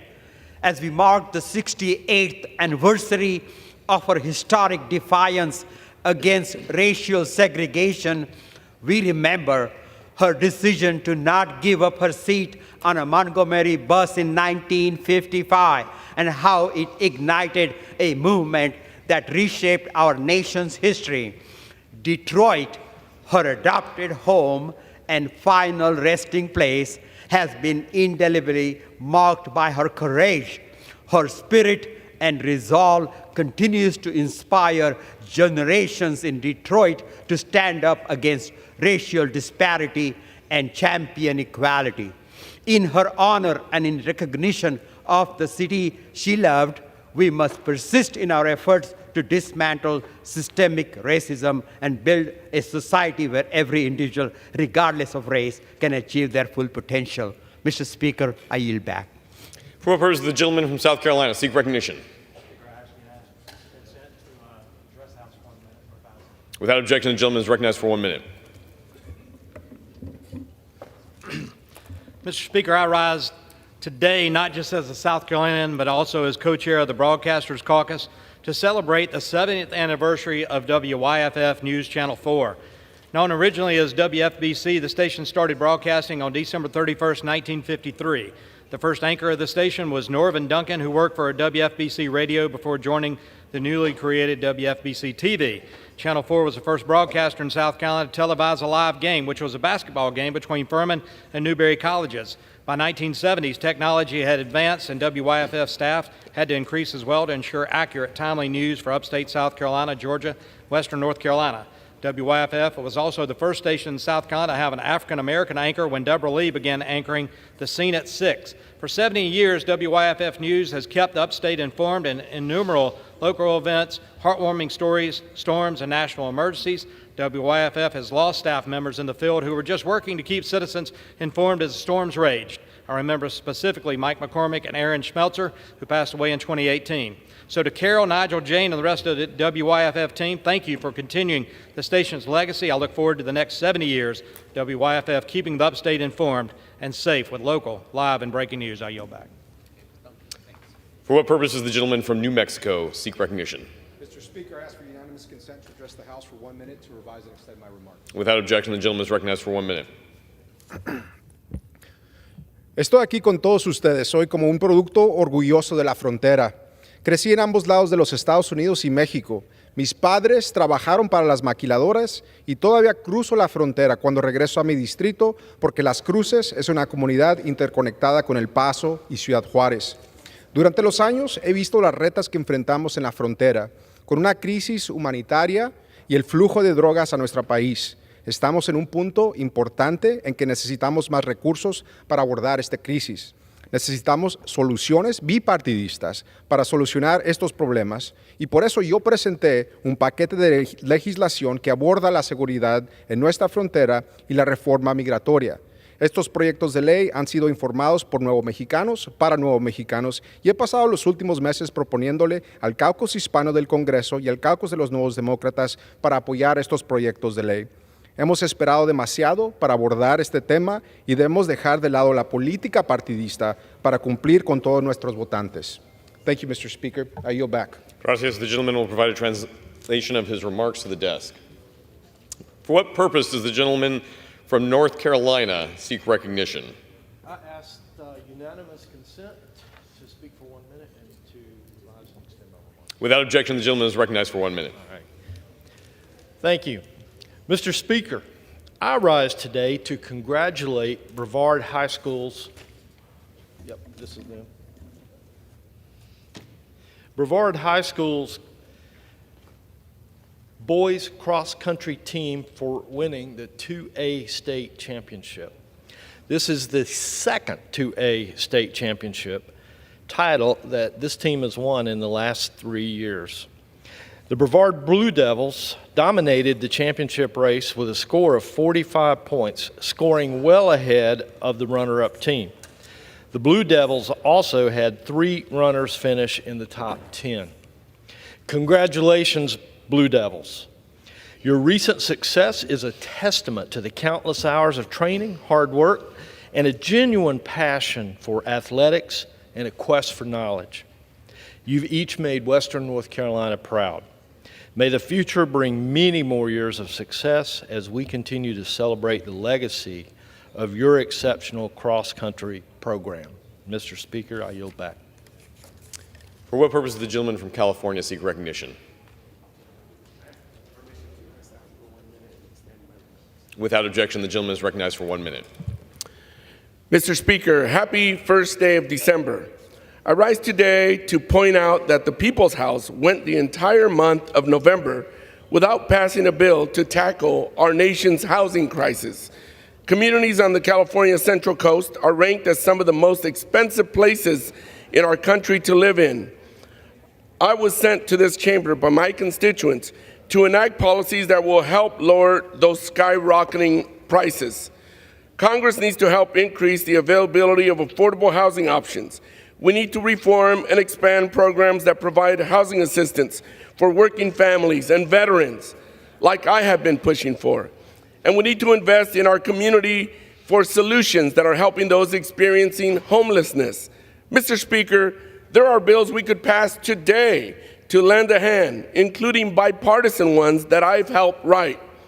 But by all means, let's keep pursuing baseless impeachment inquiries or defunding the salaries of cabinet members that we don't agree with. Mr. Speaker, please, let's start governing. For what purpose does the gentleman from New York seek recognition? I seek unanimous consent to address the House for 1 minute. Without objection, the gentleman is recognized for 1 minute. Thank you, Speaker.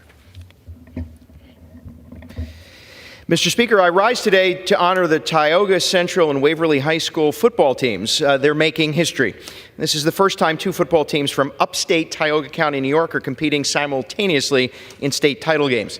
And Tioga football's resounding 63-16 victory in the semifinals marks their third consecutive state title game appearance. With 39 consecutive wins, they're not only chasing a third straight state championship, but also their fourth title since 2015. Just as remarkably, Waverly football's dominated with a win of 42-0 in the semifinals, earning them a spot in the Class C state final for the first time in school history. This historic moment is a testament to the dedication of our student athletes, the guidance of their coaches, and the unwavering support of our community.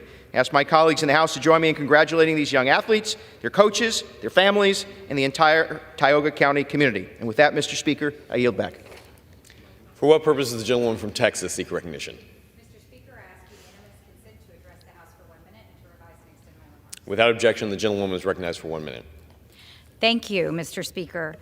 I rise to honor the lifetime of service and the exceptional work of Metropolitan Transit Authority of Harris County CEO Tom Lambert. Tom is a true public servant who has made a difference for all of us in Houston. For more than 4 decades, Tom has worked at Metro.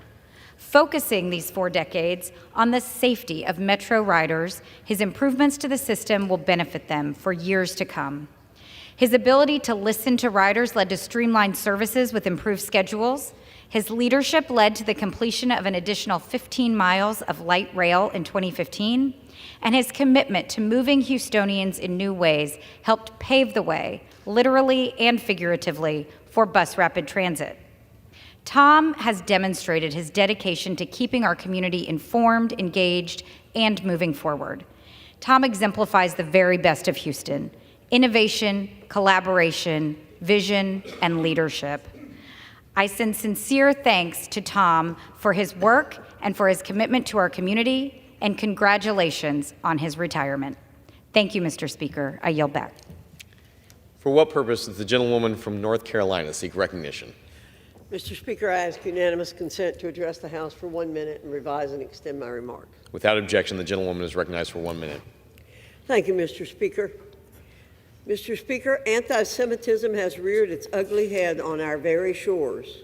It should be extinguished entirely. Over the past few weeks, we've seen anti-Semitic demonstrations take place across the country. Turn on the television, open a newspaper, or go online, and you'll find a litany of examples. As Rabbi Moshe Hauer mentioned in his testimony before the Subcommittee on Higher Education and Workforce Development recently, that the plague of anti-Semitism has afflicted the United States. Mr. Speaker, I agree with Rabbi Hauer's assessment, and it's incumbent upon us all to stand with the Jewish community, push back on anti-Semitism wherever and whenever it crops up, and rid our country of this scourge. Anti-Semitism has no place in any civil society, especially the United States. Not now, not ever. I yield back. For what purpose does the gentlewoman from Ohio seek recognition? Without objection, the gentlewoman is recognized for 1 minute. Thank you. Mr. Speaker, I rise today to draw attention to the U.S. Department of Transportation to develop intercity passenger rail corridors across our Great Lakes region from Chicago to Cleveland. We in the Great Lakes notice the attention that the Department of Transportation pays to the East Coast and the West Coast, but please don't forget our Great Lakes northern region. Take a look at I-80-90 corridor. And think about that being already carved into the landscape. Use it. In 2021, I joined other Great Lakes members of Congress to urge Amtrak to retool its Connect on U.S. 2035 plan, which then excluded improvements to the Cleveland to Chicago corridor. To this day, we continue to lack daytime passenger rail service across this highly congested rail corridor and, of course, constricted Chicago. Boy, does it need help. Our constituents deserve better. Leaders from the U.S. Department of Transportation, state and local regional developments of offices of transportation, planning agencies, advocacy organizations, labor unions, and the private sector have joined together to address this long-standing constriction to economic growth. DOT, please see us, hear us, help us. Thank you, Mr. Speaker. I yield back. For what purpose does the gentleman from Florida seek recognition? Mr. Speaker, I ask unanimous consent to address the House for 1 minute and revise or extend my remarks. Without objection, the gentleman is recognized for 1 minute. Thank you, Mr. Speaker. I rise today with great pride to honor 5 students from my district who were selected to perform with the 2023 National Youth Orchestra. Each summer, Carnegie Hall's Wild Music Institute invites some of the brightest young musicians from across the country to travel the world in a free, multi-week training residency with world-class professional musicians. The National Youth Orchestra participates on a platform to shine on a global stage. Today, I recognize 5 of the 2023 National Youth Orchestra participants from my district. They are Beckett Miles from Jacksonville, Layla Warren from Ponte Vedra Beach, Nelson Keokopa from St. Johns County, and Luke Val-Eun Mal Abe from Jacksonville, and Theodore T.J. Shishel from Jacksonville.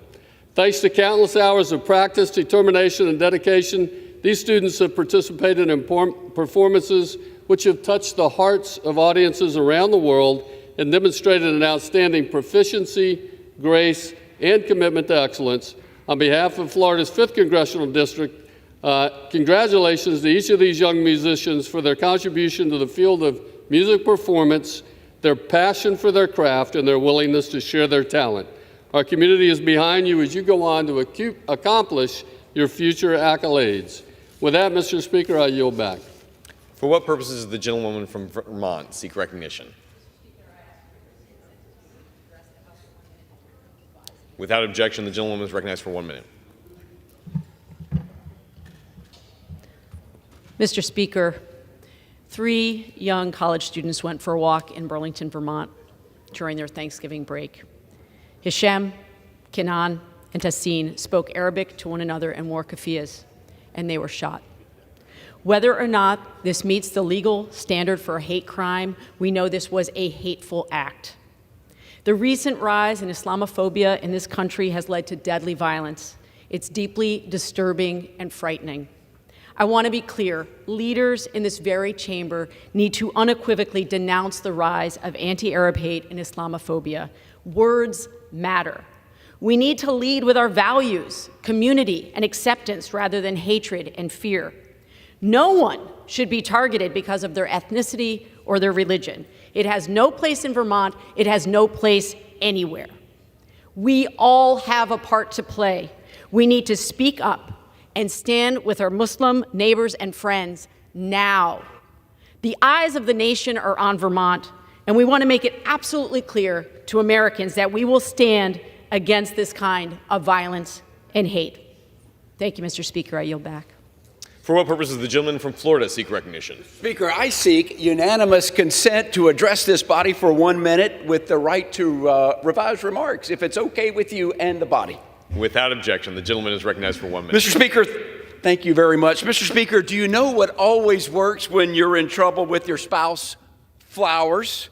Science has shown that not only do flowers make us happier, but they have a strong positive effect on our emotional well-being. No stranger to the power of flowers are the dedicated members of the Garden Club of Orange Park. Since 1948, this club has bloomed into a staple for the beautification of Northeast Florida, and today I rise to commemorate them on their 75th birthday, but let's all agree they don't look a day over 29.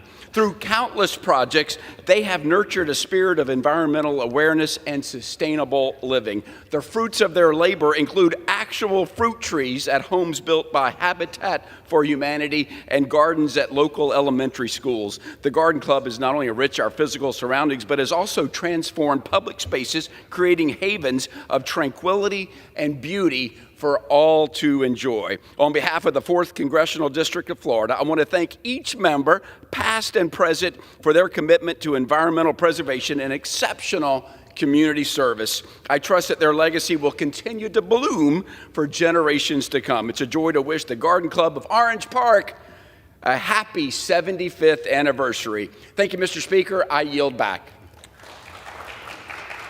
Happy birthday. May they continue to bloom. With that, for what purposes does the gentlewoman from California seek recognition? I ask unanimous consent to address the House for 1 minute and revise and extend my remarks. Without objection, the gentlewoman is recognized for 1 minute. Mr. Speaker, I rise today to thank my colleagues for their unanimous support of HRES 793, which passed the House this week. I was proud to be an original co-sponsor of this resolution, calling on Hamas to immediately release the 240 hostages taken during the horrific and inexcusable attack on Israel on October 7th. In the 55 days since the attack, I have met with family members of many of the hostages. They have experienced unimaginable pain and loss, but still have hope, and so do I. I'm deeply grateful to President Biden and his administration for their leadership in negotiating the vitally important deal to release many of the hostages. And I am relieved that 110 of them have been reunited with their loved ones. But we won't rest until every single one is home safely. Thank you, Mr. Speaker. I yield back. For what purpose does the gentleman from Pennsylvania seek recognition? Without objection, the gentleman is recognized for 1 minute.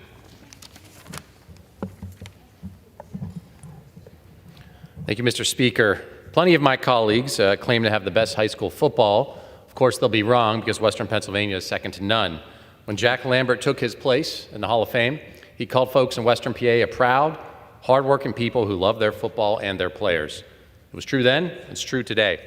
Doesn't matter if we're cheering for the Steelers or for WPIAL contenders under the Friday night lights. On any field, football is serious business in Western Pennsylvania. So I want to congratulate the WPIAL champions from my district for bringing home the hardware, Beaver Falls, North Allegheny, and Aliquippa. And a special congrats to the Quips on their record 20th WPIAL title. So good luck this weekend, all the teams battling out for the state playoffs and for the state title. Thank you, Mr. Speaker. I yield back. For what purpose does the gentlewoman from Oregon seek recognition? Unanimous consent to address the House for 1 minute and to revise and extend my remarks. Without objection, the gentlewoman is recognized for 1 minute. Mr. Speaker, I rise today to recognize our brave service members and their families. America's veterans have sacrificed so much for our freedom, and for that I am deeply grateful. But words alone are not enough. As members of Congress, it's our job to honor the pledge we made to military families and ensure that they get the benefits they deserve. When my constituent, Shirley Thomas, suddenly stopped receiving her VA benefits, she reached out to my office for help. And in just 3 short weeks, my team was able to restart Shirley's benefits and secure back payments for the months that she missed. I recently visited Shirley and reiterated my commitment to helping military families like hers, because supporting our service members means supporting them long after they come home. It means providing them with safe, affordable housing, expanding educational opportunities to help veterans pursue their career goals, improving home care services for elderly veterans, and so much more. Today and always, I will keep fighting to do just that. Thank you, and I yield back. For what purpose does the gentlewoman from California seek recognition? Yes, ma'am.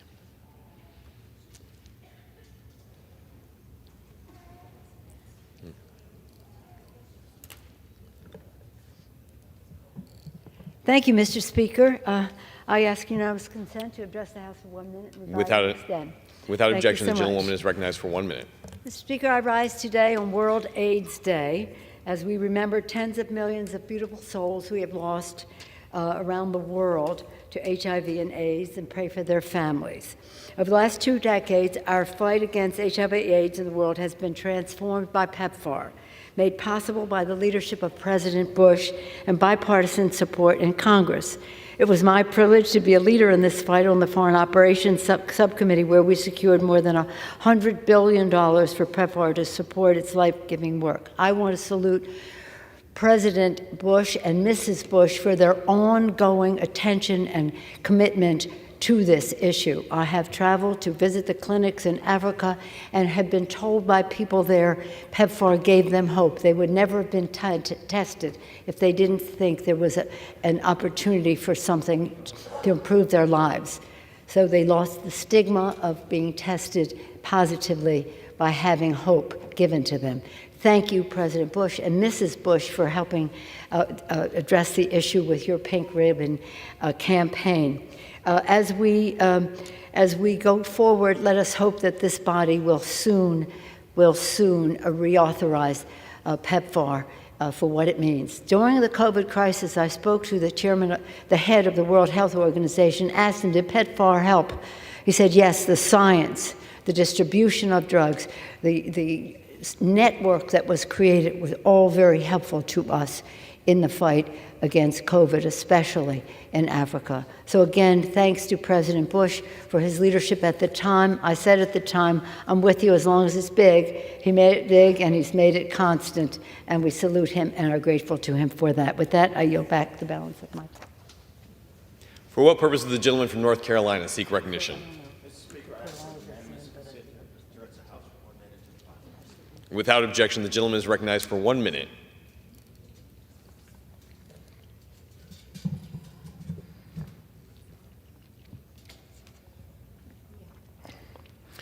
Mr. Speaker, Seymour Johnson Air Force Base is getting it done for the American people. As a proud U.S. Air Force veteran and member of the House Armed Services Committee, I toured the base recently to better understand its challenges, including the possibility of losing F-15E Strike Eagles without any replacement.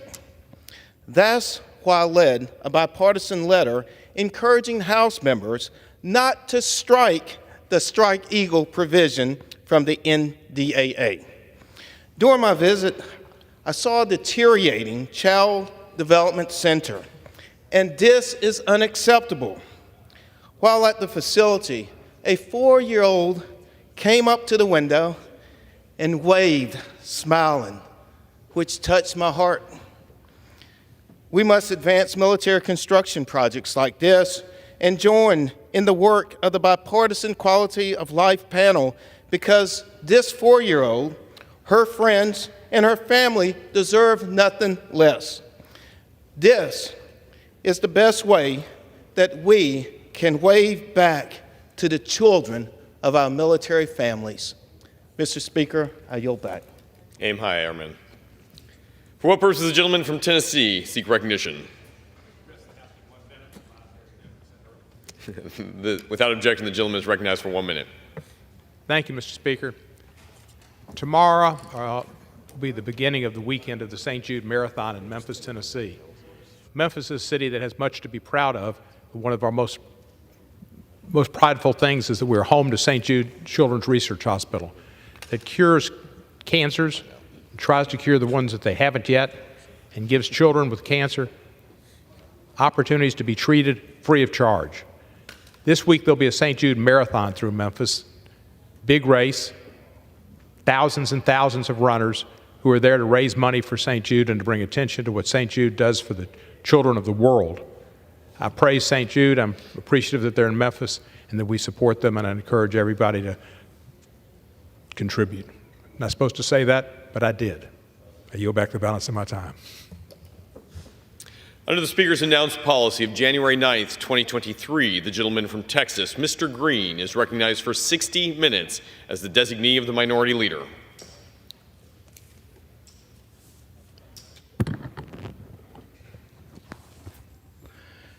And still I rise, Mr. Speaker, proud to be an American, and why shouldn't I? My foreparents suffered 240 plus years of slavery to make it great. Proud to stand in the House of Representatives today as a liberated Democrat, unbought, unbossed, and unafraid. Today, as a liberated Democrat, I will address two issues. Both relate to votes that I have taken. The first issue that I will address deals with affirming the state of Palestine's right to exist. The second issue that I will address will deal with my having voted present in the case of the expulsion of Mr. Santos.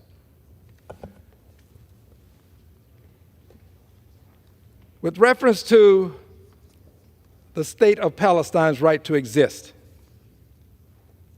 I'm proud to tell you that on Tuesday of this week, we took a vote. And Mr. Speaker, that vote on Tuesday of this week related to the state of Israel's right to exist. I believe that Israel has a right to exist. I believe and I support Israel's right to exist. I support Israel. I've done so since I've been in this Congress. Since I've been here, we have voted on more than $50 billion of support to Israel. You will find that I have voted for all of the help to Israel.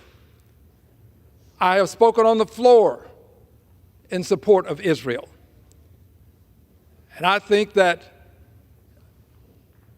my record is very clear on where I stand when it comes to the state of Israel and its right to exist. So I voted for the resolution. It was reaffirming Israel's right to exist. I voted for it. And I, in voting for it, realized that it did not have something that I thought we ought to have. And that is a statement indicating that Palestine has a right to exist. Palestine has been there. There are inhabitants. In 1948, when the UN decided that it would, by way of resolution, recognize two states in the area referred to was Palestine. I believe that Palestine, with Palestinians, has a right to exist as well. So today, I will file the resolution that I shall read. This resolution is one that affirms the state of Palestine's right to exist. Now, I understand that Palestine is not a state currently, and I address that in the resolution. So this is not calling for an immediate styling or having Palestine become a state. That's not what the resolution is about. But it's recognizing the right to become a state, because in this Congress, we have said that there should be a solution to the concerns related to Israel and Palestine. And it's a two-state solution that we've talked about.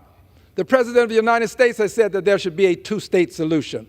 I believe there should be a two-state solution. If there's going to be a two-state solution, and if we're going to fund Palestine and Israel, as we have sent many dollars in humanitarian aid to Palestine. And if we're going to continue to do this, and if I'm going to continue to vote for these funds, I want the Congress to be on record saying there ought to be a state of Israel and that we can have a state for Palestinians as well. The resolution that I shall file, and I shall file it immediately after I finish this statement about Palestine, as well as about my vote of present on Mr. Santos for his expulsion. But first, let's talk about Palestine. Here is the resolution. It reads, affirming the state of Palestine's right to exist. In the House of Representatives, Mr. Green of Texas submitted the following resolution, which was referred to a proper committee. The resolution itself reads, affirming the state of Palestine's right to exist. Whereas this resolution may be cited as the original resolution affirming the state of Palestine's right to exist, whereas the people, the Palestinian people, are inhabitants of the land of Palestine. Whereas in 1947, the United Nations General Assembly passed Resolution 181, which called for the partition of Palestine into Arab and Jewish states. I may have said 1948 earlier. This corrects my earlier statement. Whereas on May 14, 1948, President Harry Truman issued a statement recognizing Israel as an independent state. And whereas on November 28, 2023, the House of Representatives agreed to House Resolution 888, reaffirming the state of Israel's right to exist by a vote of 412 yeas, 1 nay, and 1 present. I voted for the resolution. I believe Israel has a right to exist. I believe that the House of Representatives should be on record indicating that Israel has a right to exist. Continuing. Now, therefore, be it resolved that the House of Representatives affirms Palestine's right to exist and at a future time, important words, and at a future time to become a nation state. Some things bear repeating. Resolved that the House of Representatives affirms Palestine's right to exist and at a future time to become a nation state. If we believe in a two-state solution, then we want to have this resolution approved by the House of Representatives. We believe that Israel has a right to exist as a nation state. We say we want a two-state solution. This but only codifies what we say. The President of the United States has said there should be a two-state solution. You can't have a two-state solution without at some point recognizing the fact that Palestine has to be one of the two states. Again, resolved that the House of Representatives affirms Palestine's right to exist and at a future time to become a nation state. That was number one. Number two, recognizes the two-state solution as the only solution that will secure a lasting peace in the region. And number three, rejects calls for Palestine's destruction. Just as we reject calls to have Israel destroyed, we should reject calls to have Palestine destroyed, or the notion of a Palestinian state to become a non-existent notion. I believe this resolution is going to make a difference. I am going to file this resolution. I believe that the resolution ought to go to the proper committee. I will ask the chairpersons of the proper committee to bring the resolution to a vote within the committee or to process it out of the committee. I'll leave it to the chair and the ranking member to make the decisions as to how this will work. And I want it to come to the floor for a vote. I would like to see it have the opportunity to come to the floor for a vote with the same level of expediency that the resolution supporting Israel's right to exist had in coming to the floor for a vote.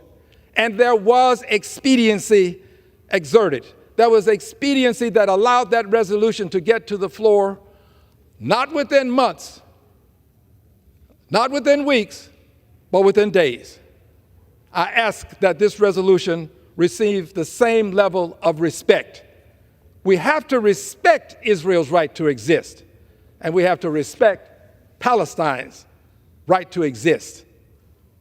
Both have the right to exist. The resolution makes it possible for the Congress to go on record. But I also believe this, aside from filing the resolution, I believe that there are three things that have to happen for Palestine to become a state. The first thing that has to happen is there has to be a recognition that Palestine is a state, obviously, is a state, but by the House of Representatives, that it should become a state by the House of Representatives. Number one, Palestine should become a state, and the House of Representatives has to recognize this right for Palestine to become a state. Number two, I think that the Israelis should recognize Palestine's right to become a state, but I don't think that we have to allow them to determine whether Palestine should become a state. I think that Palestinians have the right to have statehood without having the Israelis determine that they should become a state. And just as in 1948, this will be number three, just as in 1948 when President Truman recognized Israel as a state without the consent of the Palestinians, I believe that a president of the United States can recognize Palestine as a state without the consent of Israel. I don't think Israel has to give its consent for Palestine to become a state. Just as we recognized Israel without Palestinians giving their consent, we can do the same thing for Palestine without Israel giving its consent. I believe that Palestine has a right to become a state, and I don't believe that Israel has the right to veto the Palestinians' right to become a state. So I will file this resolution, which will put the House on record. And if the House goes on record, I will continue my efforts to push for a two-state solution as the resolution to the concerns between the Palestinians and the Israelis. Now, to my second point, the issue related to Mr. Santos. I voted present today. Let's look at what the vote count was. The vote count was 311 yeas, 114 nays, 2 presents, and 8 persons not voting. I am proud of my vote. I'm proud to say that I voted present. It is not unusual for me to stand alone. I know that it takes a certain type of courage to stand alone. I pray that I will continue to have that type of courage because I believe that the House has made a mistake today in going on record and expelling Mr. Santos from Congress. I believe it was a mistake because I believe that the process itself will now lend itself to whatever 290 persons believe to be a reason to expel a person, that becomes a reason for a person to be expelled. Whatever 290 persons can agree on, you can now expel a person. I don't think that that process is a fair and just process. Let me start now by saying this, or continue by saying this. Yes, the House had every right to do what it did. Yes, constitutionally, the House had the right to do what it did. Constitutionally, it did. Yes. So it's not about whether I differ with the Constitution or differ with whether the House had a right to do this. I believe that we have rights to do things, but I believe also that there are better ways to do things, and there are some ways that we should not do things. Prior to today, it has been said many times that 5 persons have been expelled, 2 for having committed crimes, and 3 for having been associated with the Confederacy and its rebellion against the Union, the United States. I think that what we've done today opens ourselves up to having persons expelled for things that a good many people are not going to agree with. Let me explain. To expel a person without a bifurcated system, in my opinion, is a mistake. Impeachment has a bifurcated system. The House indicts by way of impeaching, and then after impeaching, the Senate has the trial to convict or not. Impeachment itself is not bifurcated. The process to remove the president from office is bifurcated. But impeachment is one part of that process. That is the function of the House. The process then provides that if you want to continue and remove, you have to get the consent of the Senate. That's a bifurcated process to remove a president from office. I think we ought to have a bifurcated process, notwithstanding our right not to. I think we ought to have a bifurcated process to remove a person from Congress. There is only one way for a person to get to the Congress of the United States of America. Unlike the Senate, where you can get appointed, with the Congress, you have to be voted on by the people. That's why this is the people's house. This house belongs to the people of the United States of America, and membership herein belongs to the people of the United States of America. Yet, in the infinite wisdom of those who were the codifiers and writers of the Constitution, they have given us the authority to remove people. We can do it. I just happen to disagree with the way we're doing it, because by doing it this way, without having the actual House of Representatives give some deference to the judicial system, we now no longer have another party in the process. We, in fact, now have become the investigators, the judges, the jury, and the prosecutors. We have every right to do that. I don't quarrel with anyone who would say to me as a retort, well, we have the right to do it. We have every right to do it. The question is, should we do this? I don't think so. I think it was a mistake.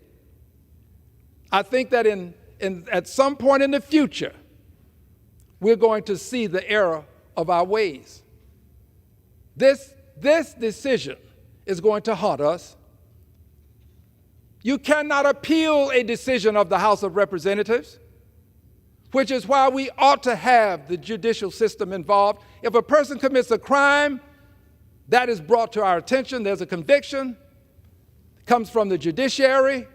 We then act on that conviction. We have now a third party, a second party involved in the process, such that that party can deliberate and make a decision without the House of Representatives having influenced that decision. I think that's a fair way to remove people from the House of Representatives.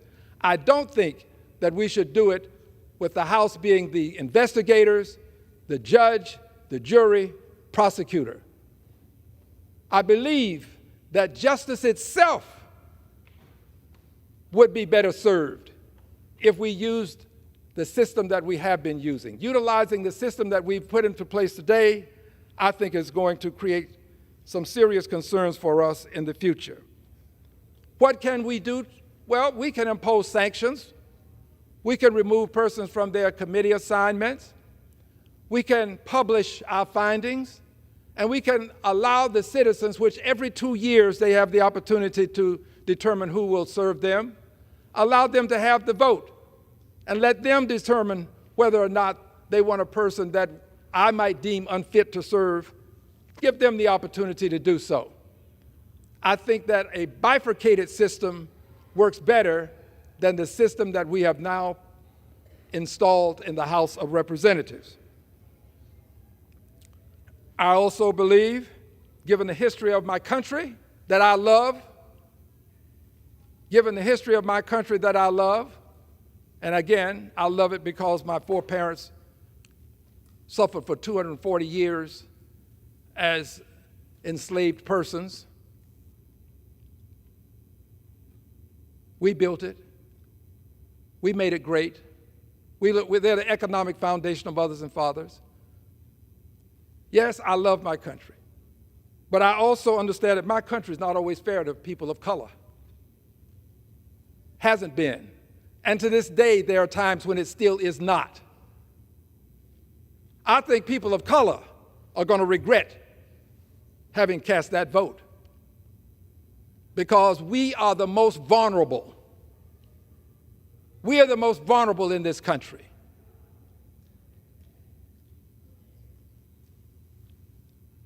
Let me say this, among the most vulnerable, because I recognize that there are other persons who are vulnerable as well. We are among the most vulnerable in this country, among the most vulnerable. There are others who are vulnerable as well. I don't want to disrespect the truth.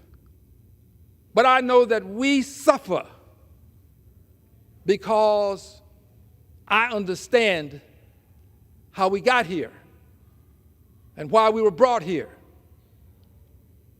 We were brought here to be a permanent, 240 years of slavery is evidence of the desire to have permanency. We were brought here to be a permanent, subservient, no power, subservient, having a mindset of a person who wants to serve, wants to please, permanent subservient, powerless. There was a desire that we never have the power that we have today. I'm grateful for the way the country has metamorphosed to this point. I'm sorry it took so long. Regret that there was ever an institution such as slavery. But a permanent, subservient, powerless caste of people. And I would also add this, identifiable, permanent, subservient, powerless caste of people. Identifiable, there's your evidence. Identifiable. Subservient, 240 years of slavery, 240 years plus, I might add. Powerless, subservient, caste, born into slavery, died as a slave. And that 240 years has not been erased.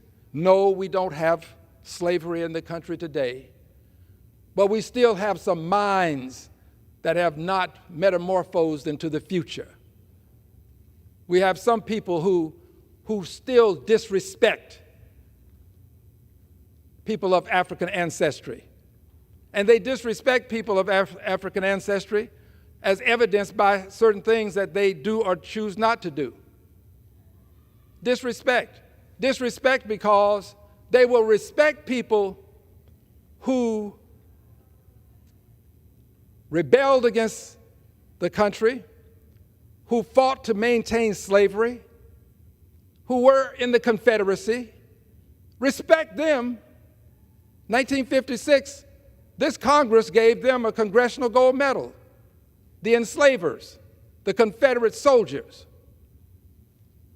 To this day, the Congress doesn't have the respect that it should have for the enslaved.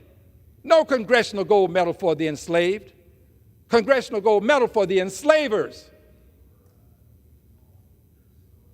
Persons of color suffer greatly in this country. Disrespect. Disrespect because Right across the street, there's a building, the Senate Russell Office Building, that disrespects people of color. Richard Russell was a self-proclaimed white supremacist, a senator who fought voting rights, the Voting Rights Act, voting rights in general, a senator who was a co-author of the Southern Manifesto, a racist and a bigot. His name is on the building. We've been asking now for some long time that his name be removed from the building. Yet, we find that the Senate in its wisdom has not done so. That's disrespecting people of color. Yes, we are among the most disrespected in this country. There's evidence. And the Senate could remove Russell's name from that building tomorrow if they wanted to. It's not a question of whether there's a way, it's a question of whether they have the will. And I marvel at how senators office in a building named after a racist and a bigot. I don't go into the Russell office building. I respect myself enough to stay out of the Russell office building. But those senators, they decide the timeline. And until they decide that it should be removed, it won't be removed. But it will be removed. And when it is removed, I'm going to acknowledge it, be grateful for it, but tell them that it took too long. It's just taking too long. Why? They claim they can't remove a racist name from a building paid for with taxpayer dollars because they can't agree on a new name. We've solved that problem. Simply call it what it was before it became the Russell Office Building. And that was the old Senate Office Building. Let it become the old Senate Office Building. And then take as much time as you'd like to conclude that it should have some worthy person's name. I have no name to offer. I only want that you do justice by black people the same way you do justice by other people. The same way you make an issue of an injustice against others. Make the same amount of television time available to criticize the Richard Russell Office Building and the name being on it. It's a symbol of national shame. Why is it that CNN, MSNBC, Fox, all of them, why have they not made a big to-do of it? Well, one of the reasons may be because they report the news from the Russell Office Building. Yes, they're all located right there near the rotunda where Richard Russell has a statue in his honor. The Richard Russell Office Building is a symbol of national shame, and the news outlets ought to be ashamed of themselves to tolerate it and then to participate in it, to participate in the perpetuation of the maintenance of the name on the building. They ought to be ashamed of themselves. Yes, people of color are among the most disrespected. Yes, we are. That's why I'm concerned about this vote that we've taken today. Because we are among the most disrespected, I'm not sure our transgressions are going to be judged the same as a transgression of a person of a different hue. I believe that a person of a different hue can get a better decision than a person of color in this country. We see it all the time in the courts of the country. I was a judge of a justice small claims court for a quarter of a century. I was a litigator. I saw the injustices as they took place that I could do nothing about. So this is an injustice that is in its infancy. But I warn you, you're going to see the injustice take place. You will see it. Maybe what I'm saying today will help to prevent it. I doubt it. I doubt it. And there are some members that I'm very much concerned about now that this vote has been taken. I'm very much concerned about them because there are people here who would want to remove them from office if they could without having committed a crime because of positions that they've taken, policy positions. That would be an injustice. So I am proud of my vote. I voted the way I voted for reasons that I've called to your attention, but a review does not hurt. One, the only way you get here is if the people elect you. You can't be appointed to the House of Representatives. It's the people's house. People send us, the people ought to remove us unless we've committed a crime and been adjudicated as such by a proper court. Two, the decisions are not appealable. There is no appeal from our decision. Three, the process itself is not bifurcated any longer when it comes to removal from the House of Representatives. Prior to today, it was bifurcated in that the judicial system would have the opportunity to judge a person and determine whether the person was guilty of a crime. Finding such, that could then be used by the House of Representatives to expel the person.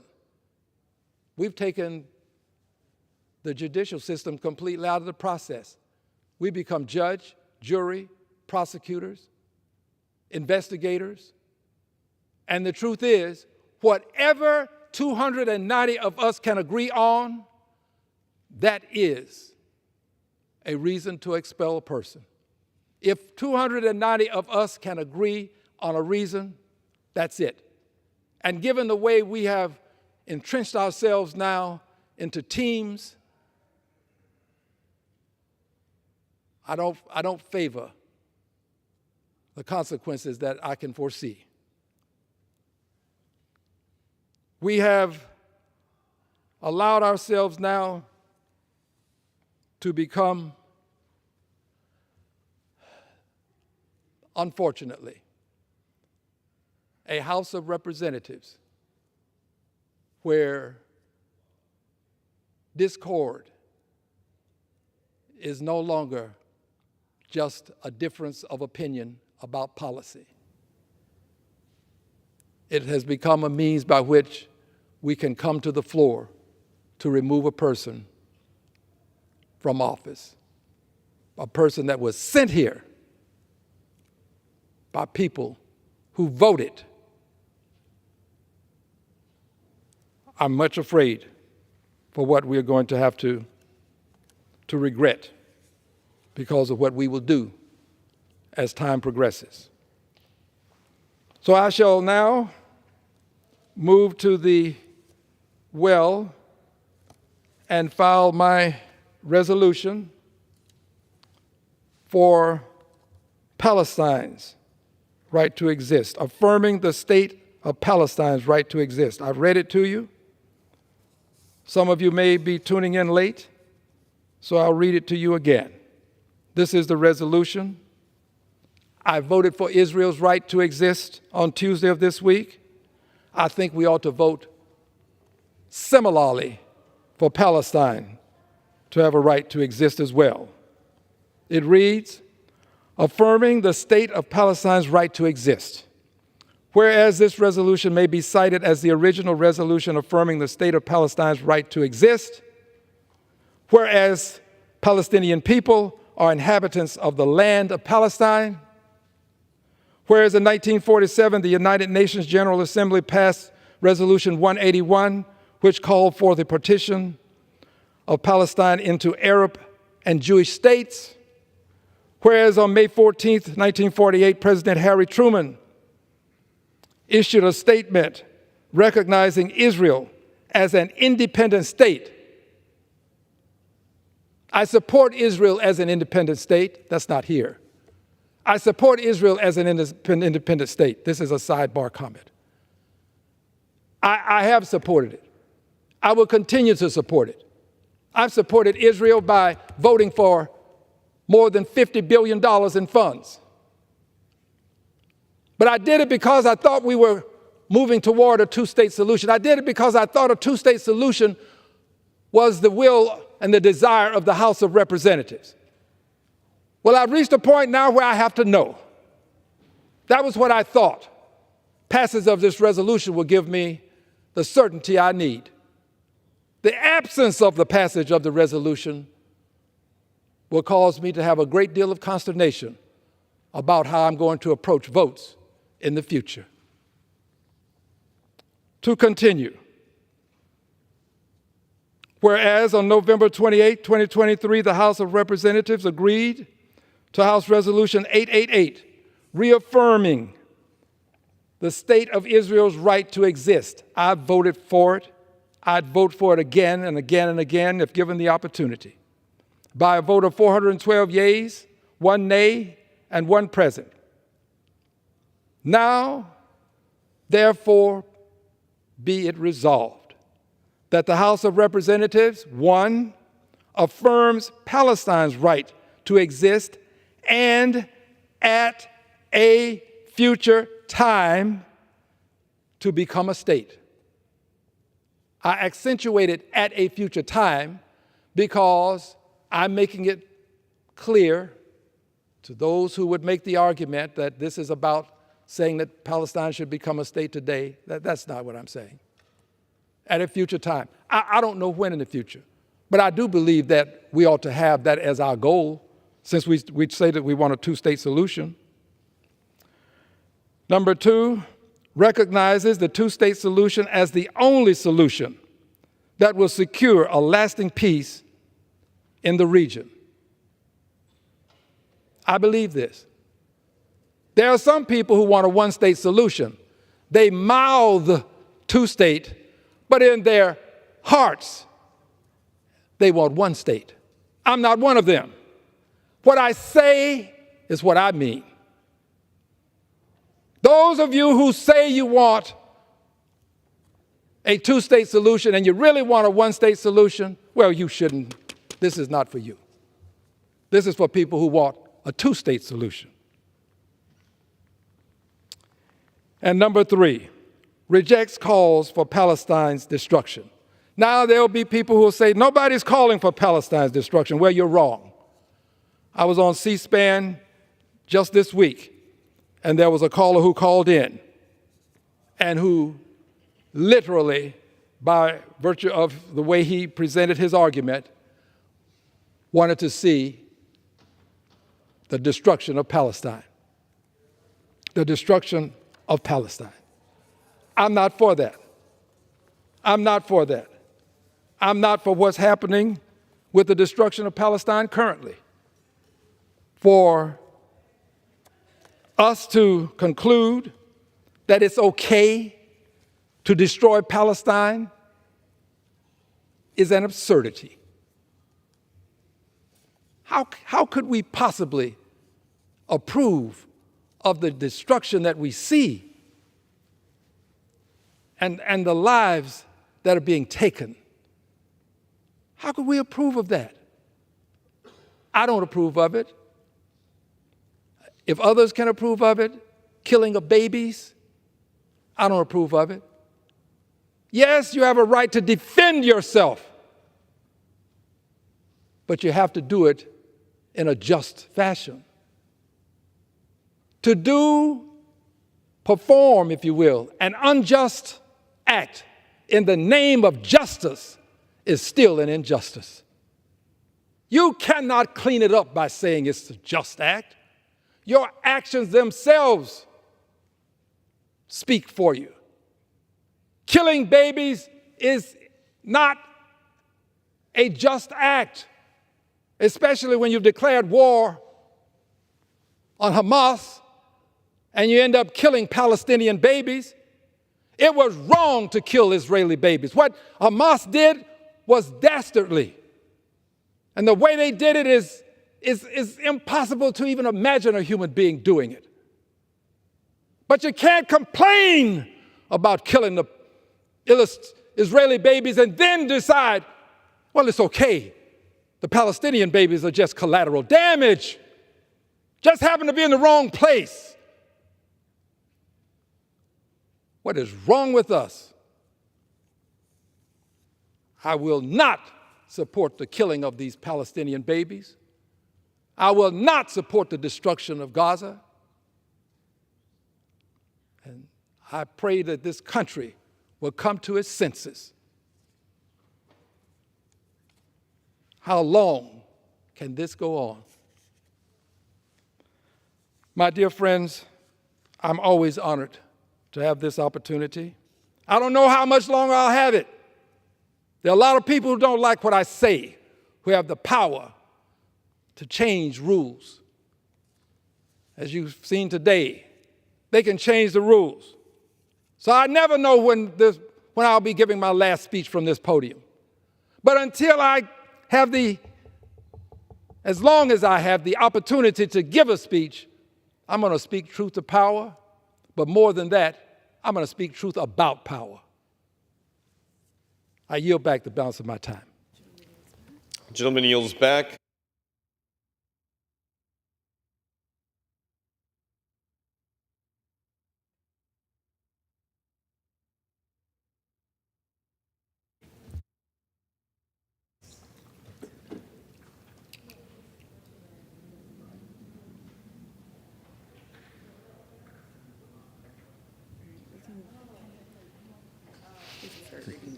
Okay. And I'll start the time when he starts.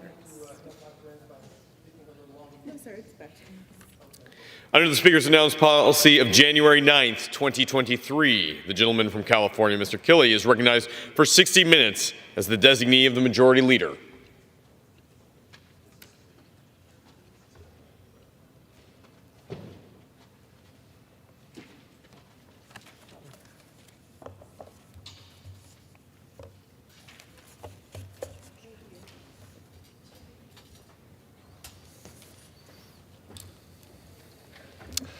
Mr. Speaker, I rise today to honor the memory of Nancy Palmer, a longtime Grass Valley resident and community leader who passed away peacefully in her home in September. Nancy was born in Jacksonville, Florida on September 18, 1938, and later went on to attend Jacksonville University. She and her husband, Captain Gary H. Palmer, moved to western Nevada County in the 1970s, where she soon began devoting her time and talents to many local organizations, including Music in the Mountains, Hospice of the Foothills, Grass Valley Rotary, and Sierra College. Having grown up in a college town, Nancy recognized the value of community-based education. In 1994, she was elected to the Sierra College Board of Trustees, a position she was to hold for an impressive 29 years. During her tenure, Sierra College opened 2 other campuses, serving thousands of students in both Placer and Nevada counties. Trustee Nancy Palmer's passion for community colleges extended beyond the Sierra College District. She coordinated professional trainings for fellow trustees at the state level, coaching student trustees from the 73 California community college districts across the state. As the keynote speaker for numerous Sierra College commencement ceremonies, she often inspired students with her motto, "Action requires courage." Nancy's accomplishments demonstrate a life lived with action and courage. She will be lovingly remembered by the people she influenced and for her invaluable contributions of time and effort to her community.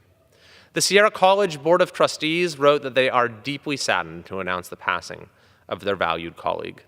President of the board, Paul Bancroft, stated, "Nancy cared about the college so much, and her dedication as the representative for Nevada County was evident in everything she did." Willie Duncan, Sierra College's superintendent and president, spoke of his colleague by stating, "Nancy was a wonderful colleague, but more than that, she was a dear friend, and I will miss her greatly." On behalf of the 3rd Congressional District and the United States House of Representatives, I want to offer heartfelt condolences to Nancy's colleagues, her sisters Judy Butler Good and Roberta Butler, her daughter-in-law Lisa Palmer, her nephew Rodney Sean Scott, and the countless other lives that she touched.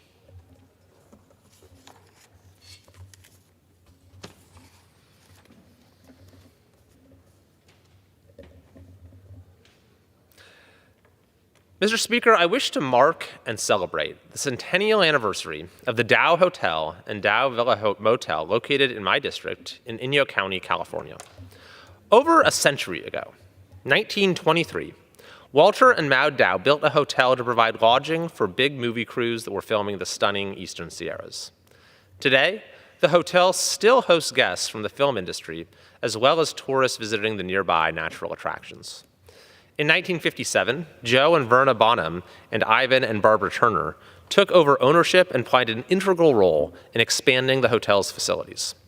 With their leadership, an adjacent motel named the Dow Villa Motel was built and additional sections were constructed, expanding the hotel's overall capabilities by more than double, from 20 rooms to 50. With a core value of being a family-operated hotel, it was then sold in 1978 to the Bonham's daughters, Lynn Bunn and Jean Wiley, who still own it today.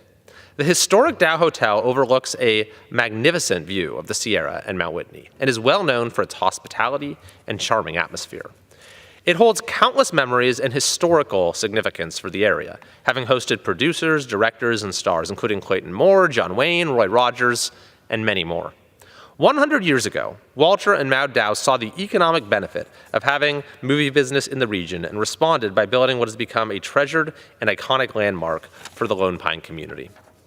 Therefore, on behalf of the United States House of Representatives and the 3rd Congressional District of California, I am honored to recognize the Dow Hotel and Dow Villa Motel for their 100 years of contributions to our local economies and participation in the business community.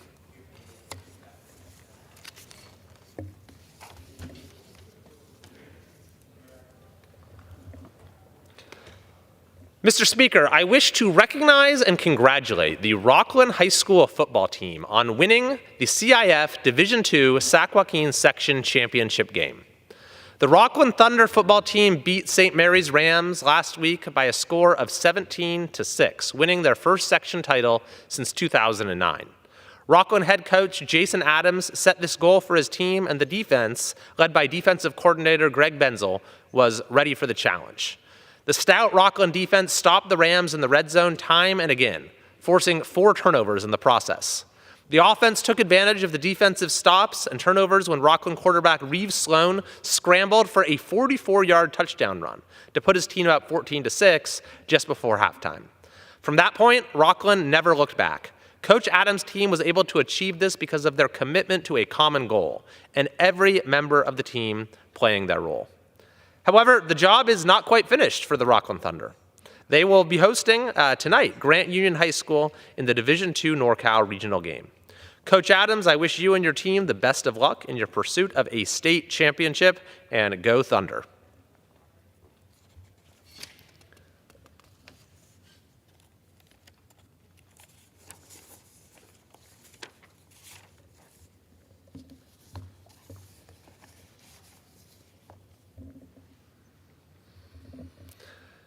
Mr. Speaker, following the discovery of a secret, illegal Chinese biolab in California, I requested an investigation by the House. The Select Committee on the Chinese Communist Party recently released its highly disturbing report, and I commend the Select Committee and Chair Gallagher for getting to the bottom of many of the disturbing facts in play here. The lab was run, we've learned from the committee's report, by an international fugitive from China named Jesse Zhu. After running various state-connected companies in China, Mr. Zhu moved to Canada, where he set up dozens of corporations to, quote, steal valuable American intellectual property and unlawfully transfer it to China. The Supreme Court of British Columbia found he committed, quote, fraud on an epic scale, resulting in a $330 million judgment. So he then fled to America, assumed a new alias, David He, and set up several more companies, including the one behind this lab in Reedley, California. The lab was discovered nearly a year ago when a code inspector came upon a suspicious warehouse in Reedley. There was a hose out of the back of the warehouse. Inside, she found many Chinese nationals wearing white lab coats, glasses, masks, and latex gloves, along with thousands of vials of biological substances and 1,000 mice, some of which were actually found dead. It was later learned that these were transgenic mice genetically engineered to catch and carry the COVID-19 virus. A further inspection found blood tissue and other bodily fluid samples and serums, along with thousands of vials of selected biological material. Some of the vials were labeled with the names of infectious agents, while others were labeled in a code that was never deciphered.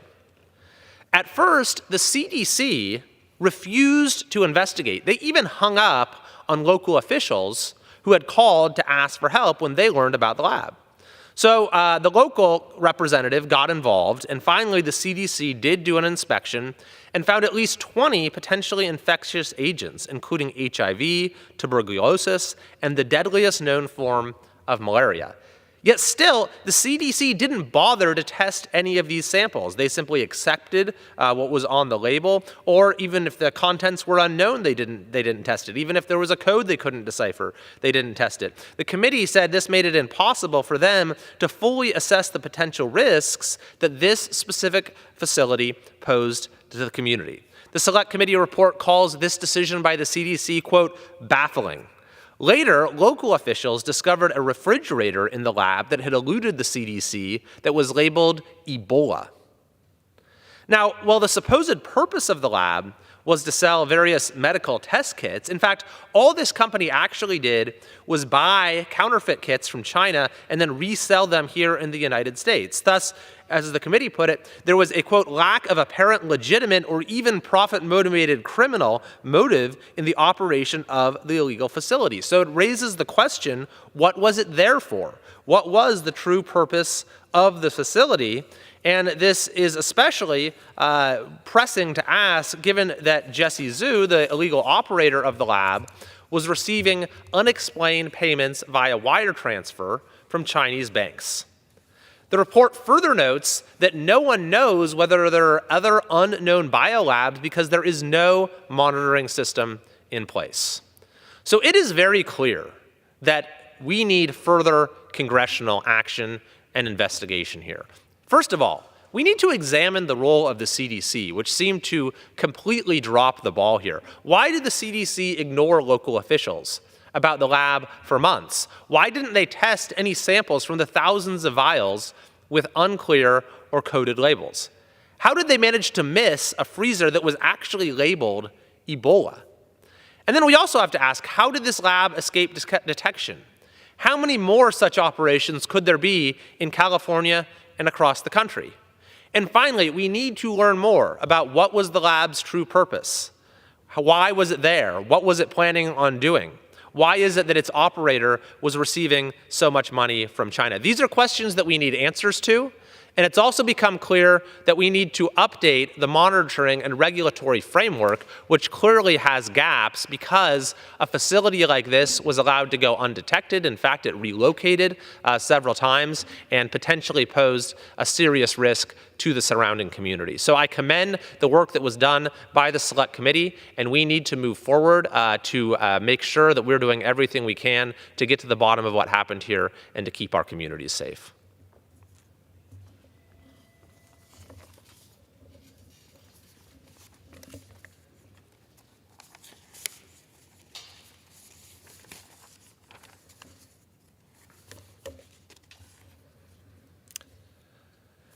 Mr. Speaker, I rise today to commend the passage of the No Funds for Iranian Terrorism Act, which I am a co-sponsor of, which overwhelmingly has passed the House of Representatives, and which would permanently freeze $6 billion that the administration had released to Iran. Now, this was released by the administration as part of a deal.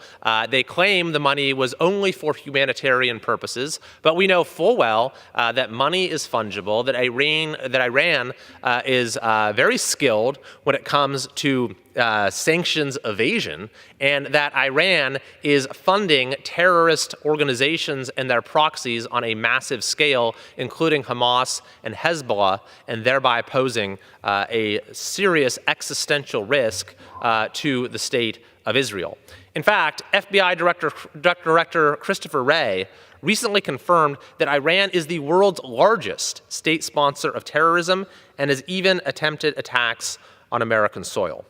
by imposing immediate mandatory sanctions on foreign financial institutions that facilitate the transfer of these restricted $6 billion in funds covered under that deal, the No Funds for Iranian Terrorism Act will ensure that that money remains permanently off limits to the Iranian regime. So I'm grateful that the House came together on a bipartisan basis to pass this legislation that I've co-authored. I urge the Senate to give it prompt consideration and for the President to sign it.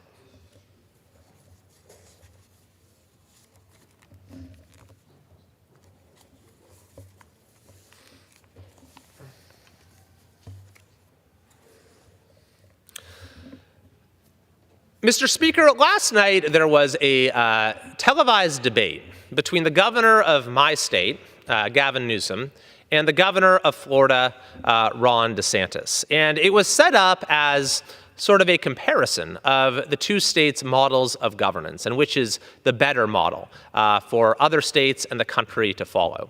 And while it is true that Florida has done quite well in any number of areas, really the comparison could have been made between California and virtually any other state in the country. Because when it comes to the key metrics of economic performance and quality of life, California is the very worst state in the country. And despite that, we have a governor who went on television and in fact has for months, for years now, been trying to claim that California is in fact leading the nation. He has said time and time again that California is a model for the nation. He has said the future happens first in California. And indeed, it is true that the current administration here in Washington has copied any number of California's policies, and in fact has elevated many of California's officials. Julie Su, the acting Secretary of Labor, held that position for Governor Newsom. Of course, Vice President Kamala Harris, the Secretary of Health and Human Services, Javier Becerra, was formerly California's Attorney General. Alejandro Mayorkas, Douglas Parker, the head of OSHA. So this is a matter of great national concern, is to really look at the facts of what has happened in California. And what the governor tried to do last night, Governor Newsom that is, was to present a complete alternative reality using false, misleading, in some cases simply delusional assertions about the true nature of life in California. So I wanted to take a moment today to correct some of the misstatements that were made by Gavin Newsom in last night's debate. First, there was a discussion of the California exodus, and the governor refused to acknowledge the fact that people are leaving our state in record numbers. In fact, he even asserted that more people are moving to California than to Florida. Here's the reality. Between 2019 and 2022, 1,044,000 people left California, while 737,000 people moved to Florida. So many people have been leaving California that the state literally did run out of U-Hauls. In fact, for 3 straight years, California has led the nation in U-Haul departures. And what is so notable about this is that prior to the Newsom governorship, California has gained population every year since our founding in 1850. We have always been the state that people want to come to, the state where anyone could get ahead. And now we're the state that so many people can't wait to leave behind. And so it was this just completely abrupt change in the trajectory while California continued to grow, and then Governor Newsom took office, and suddenly we are leading the nation in departures. We have the highest out-migration rate in the country. And in fact, it is even more stark when you look at San Francisco, the city that Newsom was the mayor of, the city represented by Congresswoman Pelosi, the city that Vice President Harris is from. This is a city that is on the verge of collapse. Those aren't my words. That's the editorial page of the San Francisco Chronicle. This is a city where businesses are leaving seemingly every day, citing the intolerable conditions in that city. In fact, San Francisco right now is losing residents faster than any major city in United States history. That's right, San Francisco is losing residents faster than even Detroit when Detroit went bankrupt. So what is Newsom talking about when he actually said on live television that there's more Californians or more Floridians going to California than vice versa? Well, the reality is that actually it was a very, you can do a direct comparison. Over 50,000 more people went to Florida than came to California. What Newsom did is very revealing. He said that the rate of Californians per capita moving to Florida is lower than vice versa. But he did an asymmetrical comparison where he used, per capita numbers when looking at the state that people are departing from, but used raw absolute numbers looking at the state that they are going to. So if you were to do it in an asymmetrical or in a symmetrical manner, whichever way you did it, whether you did raw numbers on both sides or per capita numbers on both sides, of course California does much worse. It is, after all, the state that has the highest outmigration rate in the country. But the governor's willingness to go on television and distort the numbers so egregiously, use just this completely nonsensical trick where you make it per capita on one side but not the other, just shows how willing he is to mislead both his own constituents and people throughout our country. A second area where major correction is needed is when it comes to the handling of COVID-19. Here's the reality. California had the single most draconian and longest lasting lockdowns in the country. When it came to school shutdowns, business shutdowns, church shutdowns, when it came to mask mandates, vaccine passports, each and every step of the way, California had the highest level of government coercion and control. And yet the governor gets up in last night's debate and tries to say, no, Florida was the lockdown state, which is truly boggling to the mind that he would stand up and with a straight face make that assertion. So yes, it is true that basically every state, right when COVID arrived, did take drastic measures when we didn't know what this was in those first couple weeks in February and March. But the difference is some states learned and others did not. Some states looked at the evidence at how best to handle this public health challenge and acted accordingly in an evidence-based manner that placed trust in their citizens. Whereas California never learned and continued a state of emergency until 2023. In fact, if you look at a direct comparison, Newsom last night claimed that Florida shut down schools, but in fact, if you look at the facts, Florida ranked third out of the 50 states in getting kids back to school. Where did California rank? California ranked 50th out of the 50 states in getting kids back to school. We had the longest lasting school shutdowns in the country, and those harms are going to be with us for a long, long time. Now, Newsom was saying one thing last night, but just a few weeks ago, he actually admitted, this is a Politico story, he said, we would have done everything differently when it came to COVID. He tried to make excuses. He said we didn't know what we didn't know. But that's not true. It's not a matter of hindsight being 20/20 because so many other states, in fact, every other state, managed to do a better job. And here's the truly perverse thing.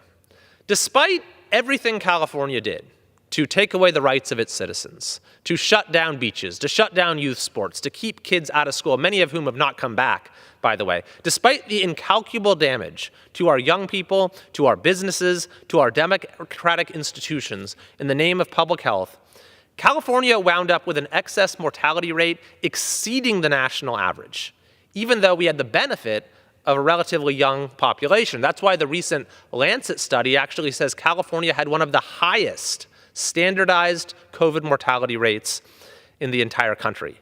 And yet Newsom, of course, ignores that. He simply accuses Florida of having tens of thousands of lives die unnecessarily, completely ignoring the actual facts of the situation. The reality is, having lived through Newsom's one-man rule in California, at every turn, the governor prioritized getting himself in the headlines and rewarding special interests over the health and well-being of Californians, and this continued for years, and he did not learn. In fact, things got worse as time went on. Even after he had set the records for how long he was keeping kids out of school, on October 1st, 2021, the governor announced that California was going to be the first state in the nation to impose a student vaccine mandate, for COVID-19. It applied to all grade levels, public and private schools alike, with no exceptions for religion and personal belief. He was the first governor to announce such a mandate. He boasted about being the first governor to announce such a mandate, and he wound up being the only governor to announce such a mandate. At the beginning of this year, he formally withdrew the mandate without it ever going into effect, and even the World Health Organization now says, quote, COVID vaccines are not needed for healthy kids and teens. A third issue that came up in last night's debate was homelessness.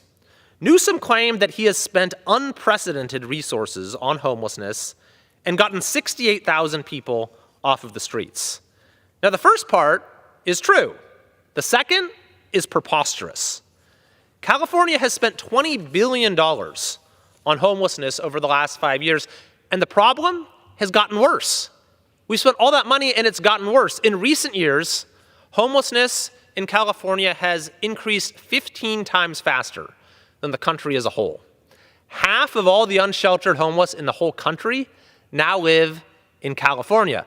Newsom himself acknowledged that Californians are, quote, wondering where the heck all their tax dollars are going. And if you want to do a direct comparison, the federal government has counted over 171,000 homeless in California last year versus 25,000 in Florida.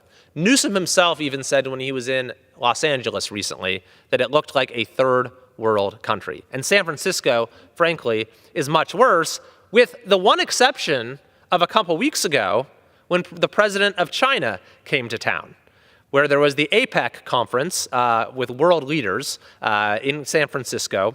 The New York Times wrote a story talking about the makeover and beautification efforts that were hastily undertaken. The Times article says San Francisco had the air this week of teenagers frantically cleaning up after a house party with their parents on the way. The Times continues, perhaps the most obvious change has been seen at the Speaker Nancy Pelosi federal building. For 2 years, people regularly use drugs in an adjacent alley. Most have seemingly disappeared in a poof. The Times reported that San Francisco added more than 200 beds in its shelter system just for the arrival of President Xi from China. And it notes some residents have wondered why San Francisco has been able to fix its notorious problem for the president of China, but not for them. A fourth issue that came up in the debate was education. And Newsom tried to claim that California is outperforming Florida. He cites 4th grade reading. He cites 8th grade math. Here's the reality. Number one, California spends a lot more money than other states. California spends 45% more per pupil on K-12 education than Florida does. And what do we get in return for that money? California has the lowest literacy rate in the country. There are 800 California schools where 75% of students do not read at grade level. California's most recent 8th grade reading scores are the worst of any state in the country that was measured. Our 4th grade reading scores are 3rd worst in the country, which is why it was unbelievable to me when last night Newsom asserted that our 8th grade reading scores are somehow indicative of good leadership when we literally have the worst 8th grade reading scores in the country. Poor students, by the way, fare worst of all in California's education system. California has ranked 49th out of the 50 states in achievements for students who are eligible for free and reduced lunch. The issue of gas prices also came up last night, and Newsom tried to say that Californians are being ripped off. And I agree with him on that. Californians are being ripped off. But he said it's that we're being ripped off by the oil companies.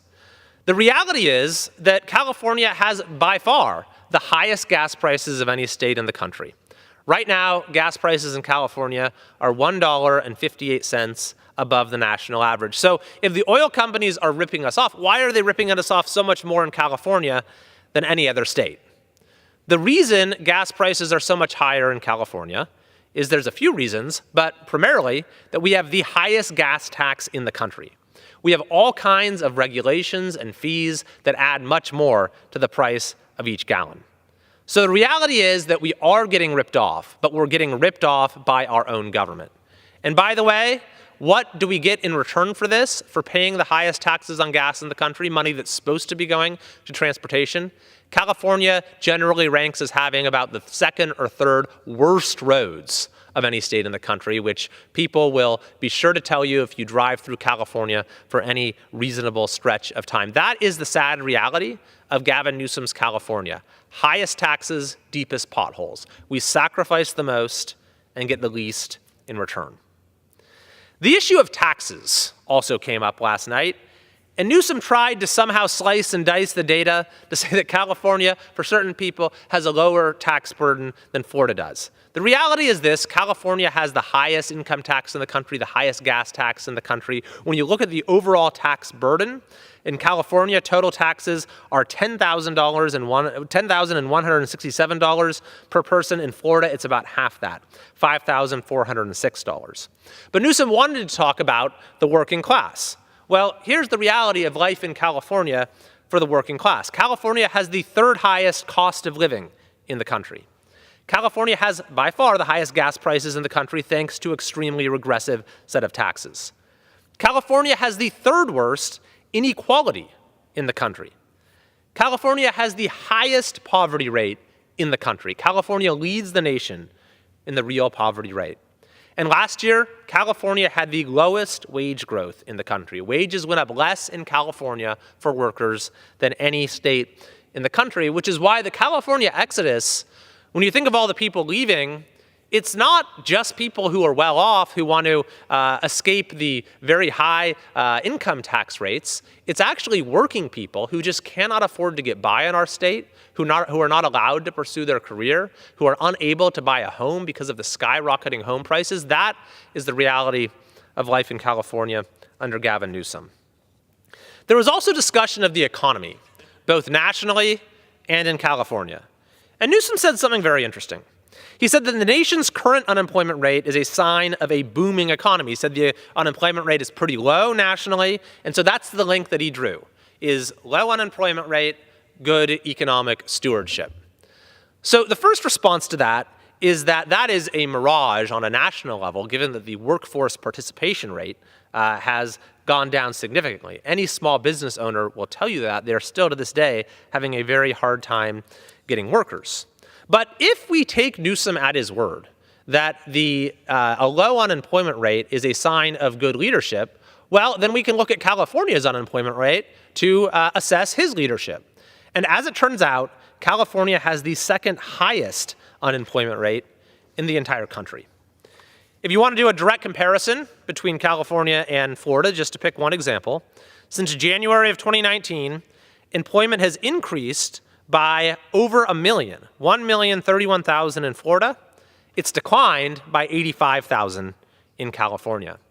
And if you ask Californians themselves how they think the economy is doing, 71% of Californians expect bad times economically over the course of the next 12 months.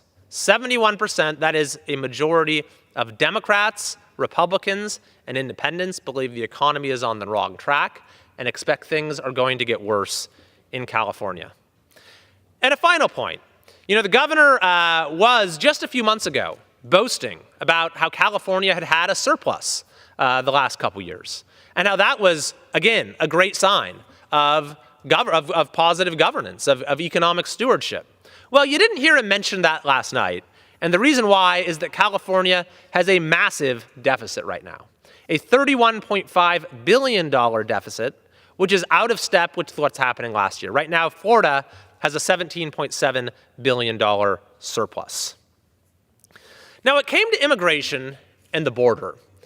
Governor Newsom made a truly outlandish claim. He said that it is Congress and not President Biden that is responsible for the border crisis. Let's just look at the basic facts.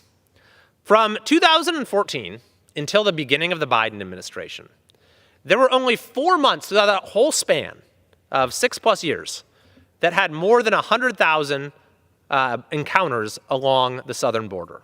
So only 4 months out of all those months for 6 years where there were more than 100,000 encounters at the border. Under the Biden administration, there were 29 straight months with more than 100,000 border encounters. So if you ask what changed between the time before Biden took office and the time that he did take office, it wasn't Congress. The president had a Democrat Senate and a Democrat House for the first 2 years of his administration. And the total numbers now is we have had 6.4 million illegal crossings at the southern border. There have also been 1.7 million known gotaways. In fiscal year 2021, this administration set a record for illegal border crossings. In fiscal year 2022, the administration broke that record. In fiscal year 2023, the administration broke that record. And this is another area where Newsom's tendency to grasp for some distorted factoid and paint a completely, alternate picture of reality was on display. Because when he did his initial interview with Hannity in June of 2020 of this year, Newsom said that no, Biden is doing a great job at the border. Just look, this month, illegal crossings are down 70%. There happened to be a blip in June. Well, you didn't hear him use that talking point last night. And why is that? Because in the subsequent months, illegal border crossings have been off the charts. And in September of this year, we set an all-time record for a single month, where you had 269,735 crossings across the southern border. There was also mention of sanctuary policies in the debate last night. And Newsom has tried to mislead about the extent to which he supports sanctuary policies and exactly what these policies do. I want to read to you something that he said in 2018. Newsom said, quote, "Let me be clear. California is a sanctuary state." That's what he said. Let me be clear. California is a sanctuary state. He said, "We have defied and resisted the Trump administration's policies at every turn," he said. And he said, "We will do it again." Newsom even signed a law closing ICE detention facilities that was overturned by the Ninth Circuit as unconstitutional. So the evidence is extremely clear that we have a crisis at the southern border, that this administration has refused to take the actions that are necessary to address it, that as Governor Newsom has made the situation worse in our own state, and for him to now blame Congress, or to blame the House specifically, is beyond belief, when in the House we passed the Border Security Act earlier this year. The most robust border security bill that has passed the House in a long, long time, maybe ever, which would make a huge difference in the crisis at the border, which is contributing to the fentanyl crisis, to human trafficking, and is introducing potential national security and terror threats into our country. In the House of Representatives, we passed that bill. What has happened since? It has been gathering dust on Chuck Schumer's desk in the Senate. And it is well past time for action on this issue. The ninth area where the governor completely misled in last night's debate was when it came to crime. He said crime is down in California. In fact, FBI data shows violent crime in California increased 13% the last few years as it's gone down across the country. California cities have seen an epidemic of retail theft. In San Francisco this year, a string of high-profile businesses, Whole Foods, Northrum, Anthropology, have left the city, and they've basically all cited the crime problem as the reason.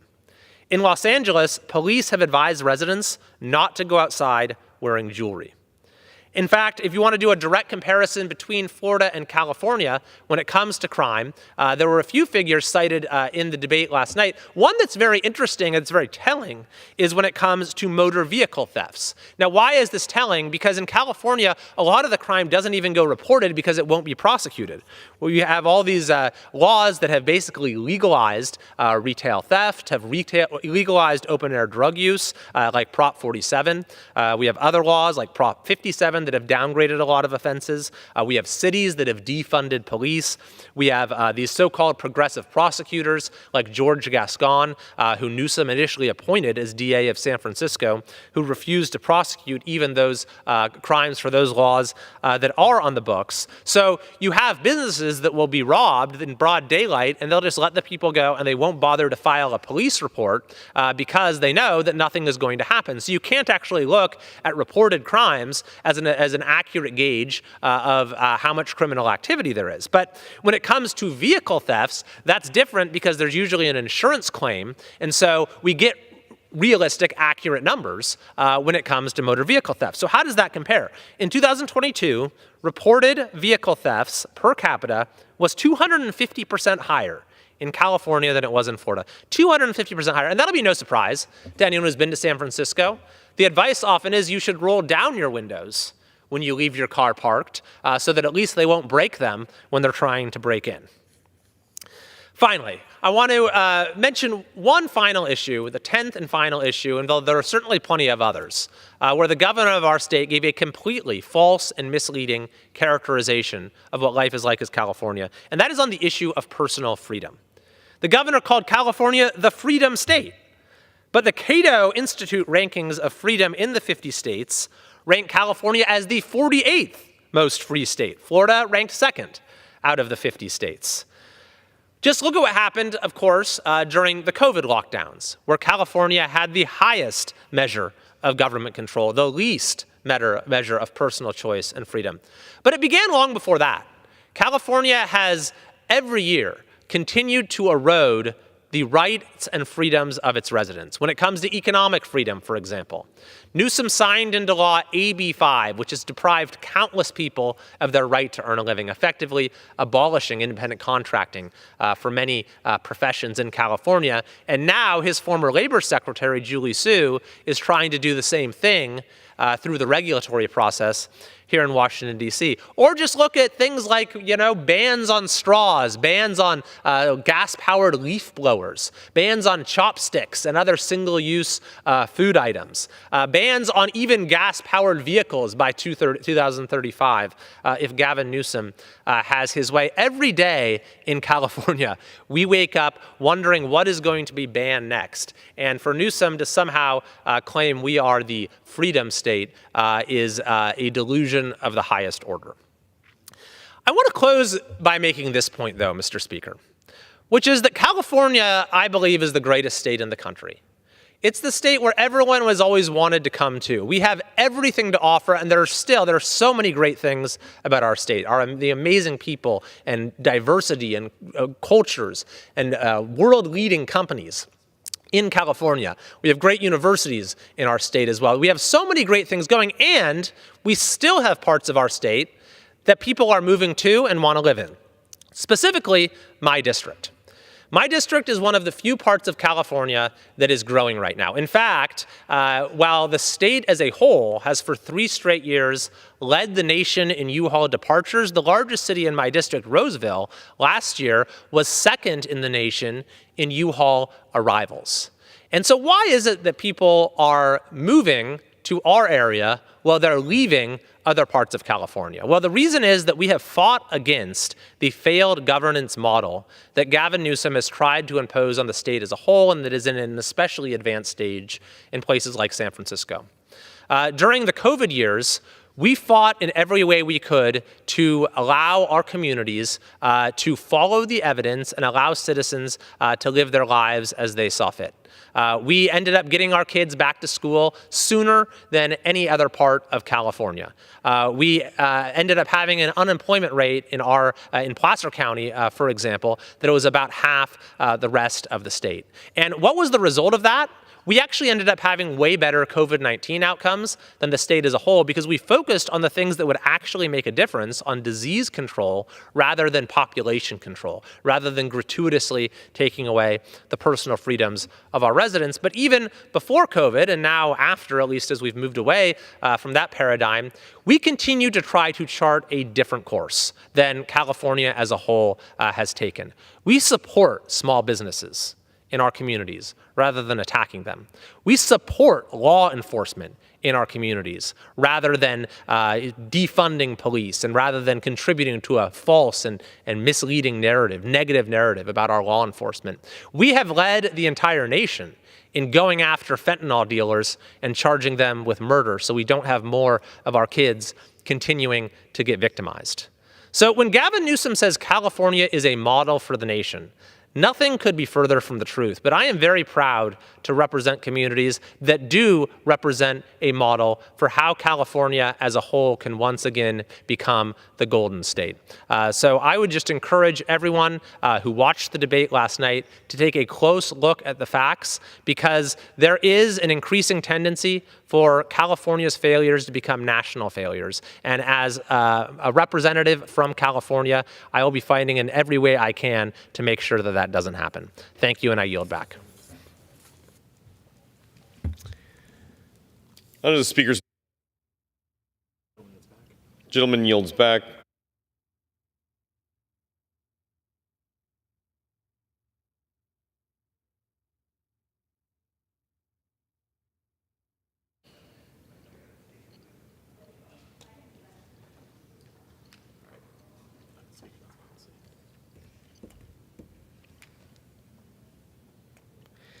Under the Speaker's announced policy of January 9, 2023, the Chair recognizes the gentleman from Wisconsin, Mr. Grothman, for 30 minutes.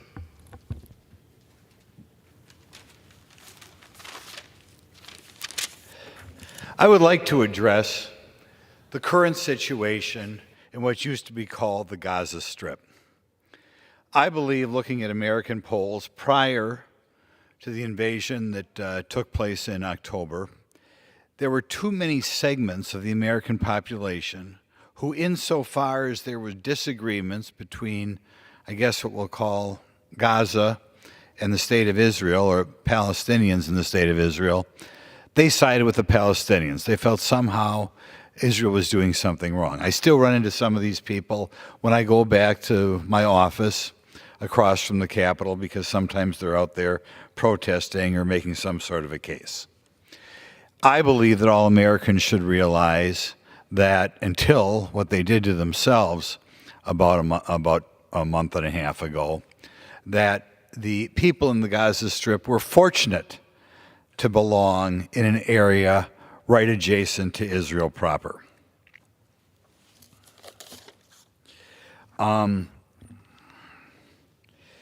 First of all, in that part of the world, there is probably nowhere where you would want to live more than Israel. As far as basic freedoms, which we take for granted in the United States, those freedoms are available to people living in Israel. Which is why, and the freedoms to a large extent came from a Western culture which was brought to that part of the world as Jews moved there from other areas around the Middle East and from Europe, beginning before World War II. Indeed, that land was largely a wasteland. It's been interesting to read Mark Twain's comments when he toured that part of the world. It was largely a wasteland until the Great Jewish Migration. And at that time, it not only eventually benefited the Jewish people who came to Israel from Europe, but it benefited the Arabs as well. Indeed, between about the year 1900 and right prior to World War II, as the number of Jewish people in that area went up from about 100,000 to 600,000, the number of Arabs in that area moved up from 600,000 to 1.3 million people. In other words, Arabs from the other areas around Israel, as more people moved there from Europe, they moved there as well to take advantage of the economic opportunity that became available as a more westernized people moved in there.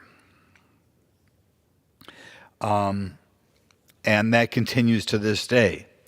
I don't think it's reported enough in the press that many people from Gaza who were worked in Israel.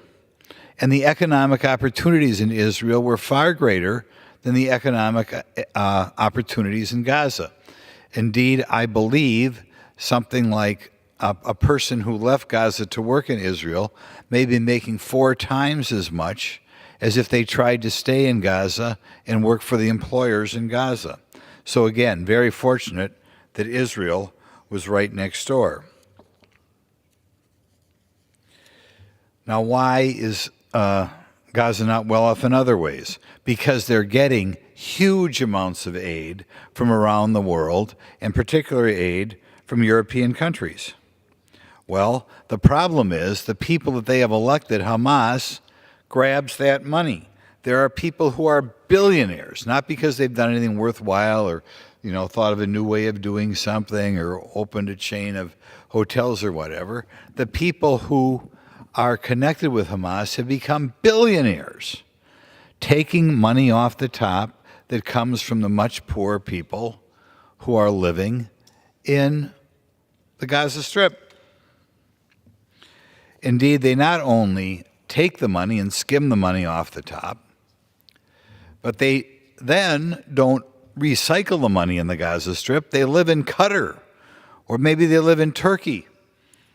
This is what Hamas does to the local people. And by the way, I think if you look around the globe, the biggest difference between the prosperous countries and the not prosperous countries are the people running the not prosperous countries, are they siphoning off the money themselves? In other words, we have a crooked government.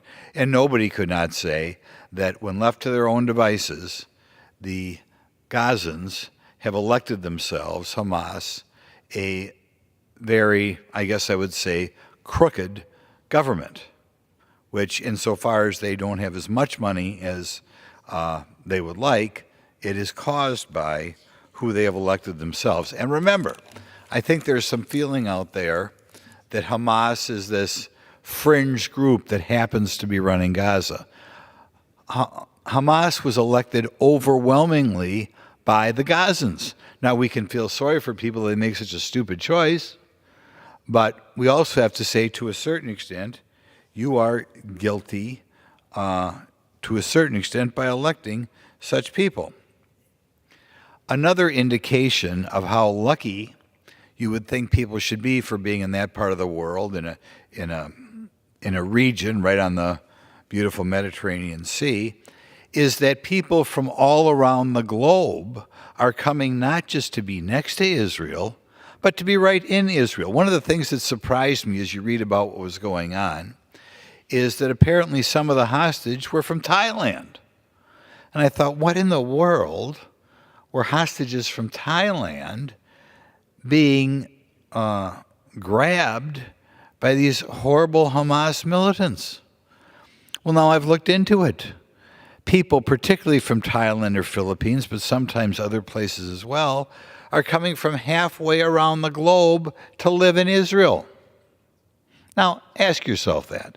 I assume that these people from Thailand or Philippines are not Jewish, but nevertheless, things are so good in Israel that people come from halfway around the globe, from Philippines and Thailand, to work and live in Israel. If you know anybody who says how horrible it is and how the Israelis are picking on these people and blah, blah, blah, ask them, if it's so bad there, why do these people come from all over the globe to work there? Another point to be made, it's not the freest country in the world in Gaza, but they live next to Israel, which probably has as many freedoms as far as freedom of speech, freedom of religion. Things are about as open as they can be as anywhere else in the world, which is another benefit. They have an example of a modern Western state right next door.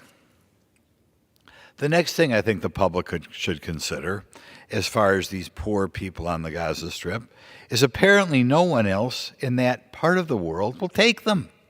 I mean, there are all sorts of people who feign interest in them, who feign sympathy towards them. How many of these people are being invited into, say, Qatar, a Muslim country in that part of the world that presumably needs people to do work? I have a feeling there are a lot of people in Qatar, maybe from Asia as well, doing the work. Why don't the Qataris say, oh, you're wonderful people, why don't you come to our country? What do the Egyptians think? The Egyptians are right next door. If this is such a sympathetic group of people, why don't the Egyptians say, oh, come here, we can easily take another 1.5 million people in Egypt. We can even take over part of that part of the world. But you don't hear that, and neither from any of the other Muslim countries in the region. You don't hear Turkey saying we want these people. You don't hear Syria saying we want these people. You don't say Iran, who's funneling some of the money towards this terrorism. You don't hear them say we want these people.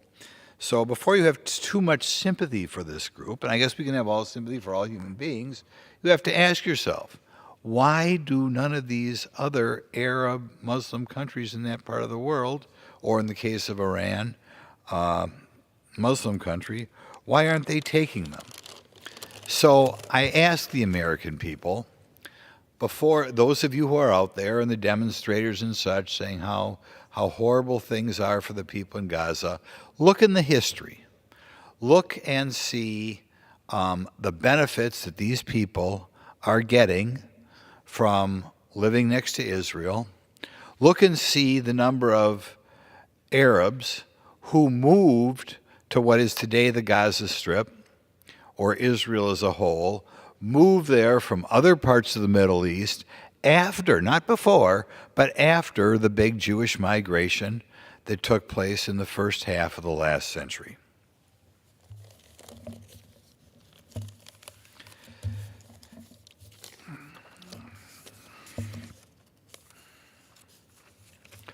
The next issue to take up today is, I think, the most important issue facing the United States today, and that is the illegal immigration across our southern border. Since I think last time we met, we have new numbers that came out for October. And one more time, we hit records as far as the number of encounters of people coming across the southern border.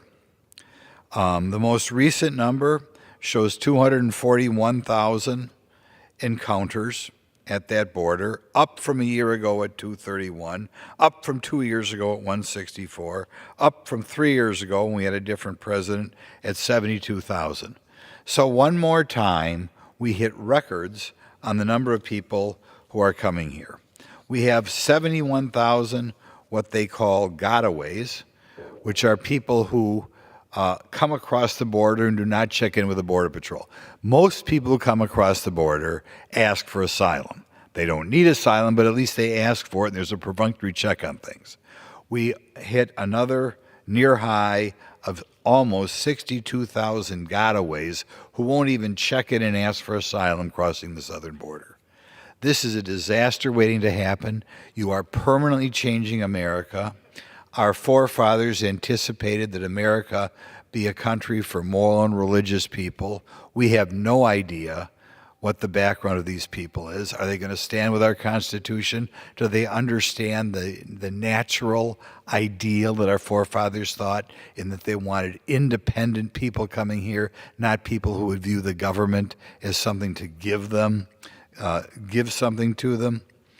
So I would hope that the press, it's still not too late, think about running a banner headline rather than focusing on some of the less important issues around here. Say one more time, educate the American public. We one more time are getting near records in our country. When you look at, by the way, migrants who stay here, not just encounters, but who stay here, they're estimating 235,000 in October. A year ago, it was 178,000. So what is that? It's about a 30% increase, more than a 35% increase over last year. Doesn't that merit a banner headline, given that Joe Biden isn't kicking hardly anybody out? And if you look 2 years ago, again, under Joe Biden, after he's president, that number was under 100,000. If you look 3 years ago, when it was the end of President Trump's term, it was about 19,000. So from 3 years ago, in October, when we had a different administration, we have gone up by about a factor of 12. Think about that. 12 times as many people crossing the border in October of this year compared to October 3 years ago. America had better wake up, or we are going to lose this country. And I should point out that it is not, I hear people back home say, oh, Glenn, we must let some immigrants in here. We're a country of immigrants. I, one more time, attended a ceremony in Milwaukee of over 250 people in one day in one city who were sworn in to be new citizens. We are now swearing in over 1 million people a year that do things right, that are vetted, that we know they're not breaking the law, that almost always they have jobs, sometimes have opened up businesses by themselves.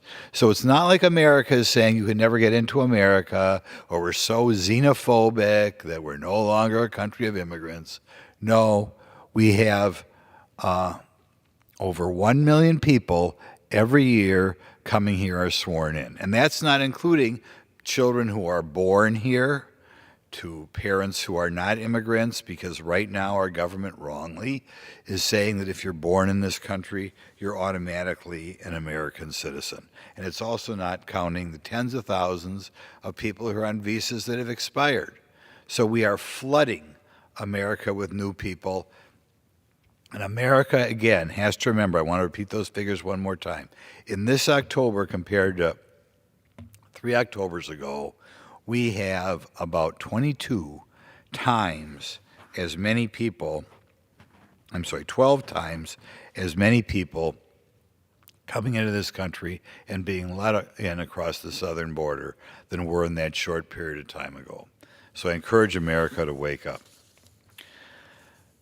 There's one more issue I would like to address. So the American public is aware that when we put together what I think a normal person would refer to our budget, we try to break it into 12 different parts, which we call appropriation bills. And the Senate has an appropriation bill, which we're trying to get them to break things up. And the House has 12 separate appropriation bills. And then negotiations take place between the House and the Senate to see what the new law will be. Now, there are a variety of things that the press should be paying attention to in these bills. A lot of things are details with regard to spending. We have to remember that right now we are borrowing about 22% of our budget, so I hope all Americans are paying attention as debates are being had over every item in that issue, every item in these appropriation bills, as to whether we're spending more or spending less. Because remember, the reason we have these high interest rates, which are making it almost impossible for young people to buy a house, is because of inflation, which comes from excessive spending. So that's one thing to look up. But the thing I'm going to address today is in almost every one of these bills, there are efforts being made to increase the number of bureaucrats who are involved in diversity. In other words, people are going to get in these agencies, and rather than doing something productive, they're going to stick their nose in and say, when we hire somebody, when we promote somebody, when we fire somebody, whether we give somebody a grant or not, one of the things to look at is that person's ethnic background. This is an incredibly divisive thing to do. These people add nothing, by the people, I mean the diversity bureaucrats, add nothing to the wealth of our country, but they do create divisiveness because they begin to cause people to view themselves not as Americans first, but they begin to say, what are you going to give me because my ancestors are from Africa? What are you going to give me because my ancestors are from Southeast Asia? What are you going to give me because my ancestors are from India? What are you going to give me because my ancestors are from Bolivia? A very dangerous thing to do, also something that's going to result in kind of lower standards, because rather than just saying I'm going to hire the best person for the job, you begin to look at people's ancestry. But there are going to have to be debates on every one of these 12 bills in which we say, are we going to let new committees in these bills? Are we going to let new bureaucrats into these bills who use their power to judge people solely by ancestry? And I hope that, again, our press corps, which is sometimes missing the boat on these issues, and in there I'll even include the conservative press corps, I hope that they pay attention as each one of these bills move forward. And since now is the time of year when we appropriate money, in other words, now is the time of the year when we spend money, are we going to allow an increase or any of these diversity bureaucrats to be hired? Nowadays, you're getting college degrees in this sort of thing, saying I'm going to spend my whole life trying to divide people and trying to cause Americans to view themselves as an ethnic group from a country where not only their parents or grandparents or maybe even great-grandparents have ever stepped foot in, right?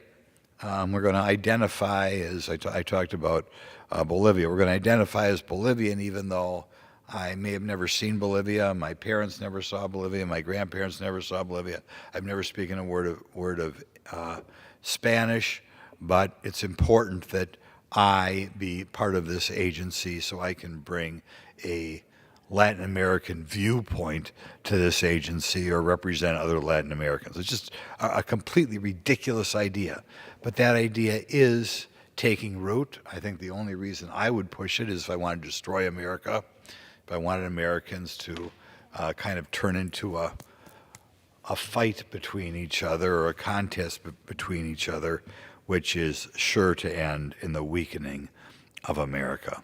So again, we ask the press corps to pay attention as each one of these appropriation bills move forward and educate the American public, which is what the press corps should be doing, educate the American public on the degree to which we are hiring more people to judge new hires, promotions, and grants, or government contracting, who gets the contract, based on their ancestry. So those are 3 new issues that I hope the press covers, and I yield the remainder of my time. The gentleman yields. Yes. Does the gentleman have a motion? Yes, I would like to move that we adjourn for the day. The question and the motion to adjourn, those in favor say aye. Aye. Those opposed, no. The ayes have it. The motion is adopted. Accordingly, the House stands adjourned until noon Monday next for 4 morning hour debate.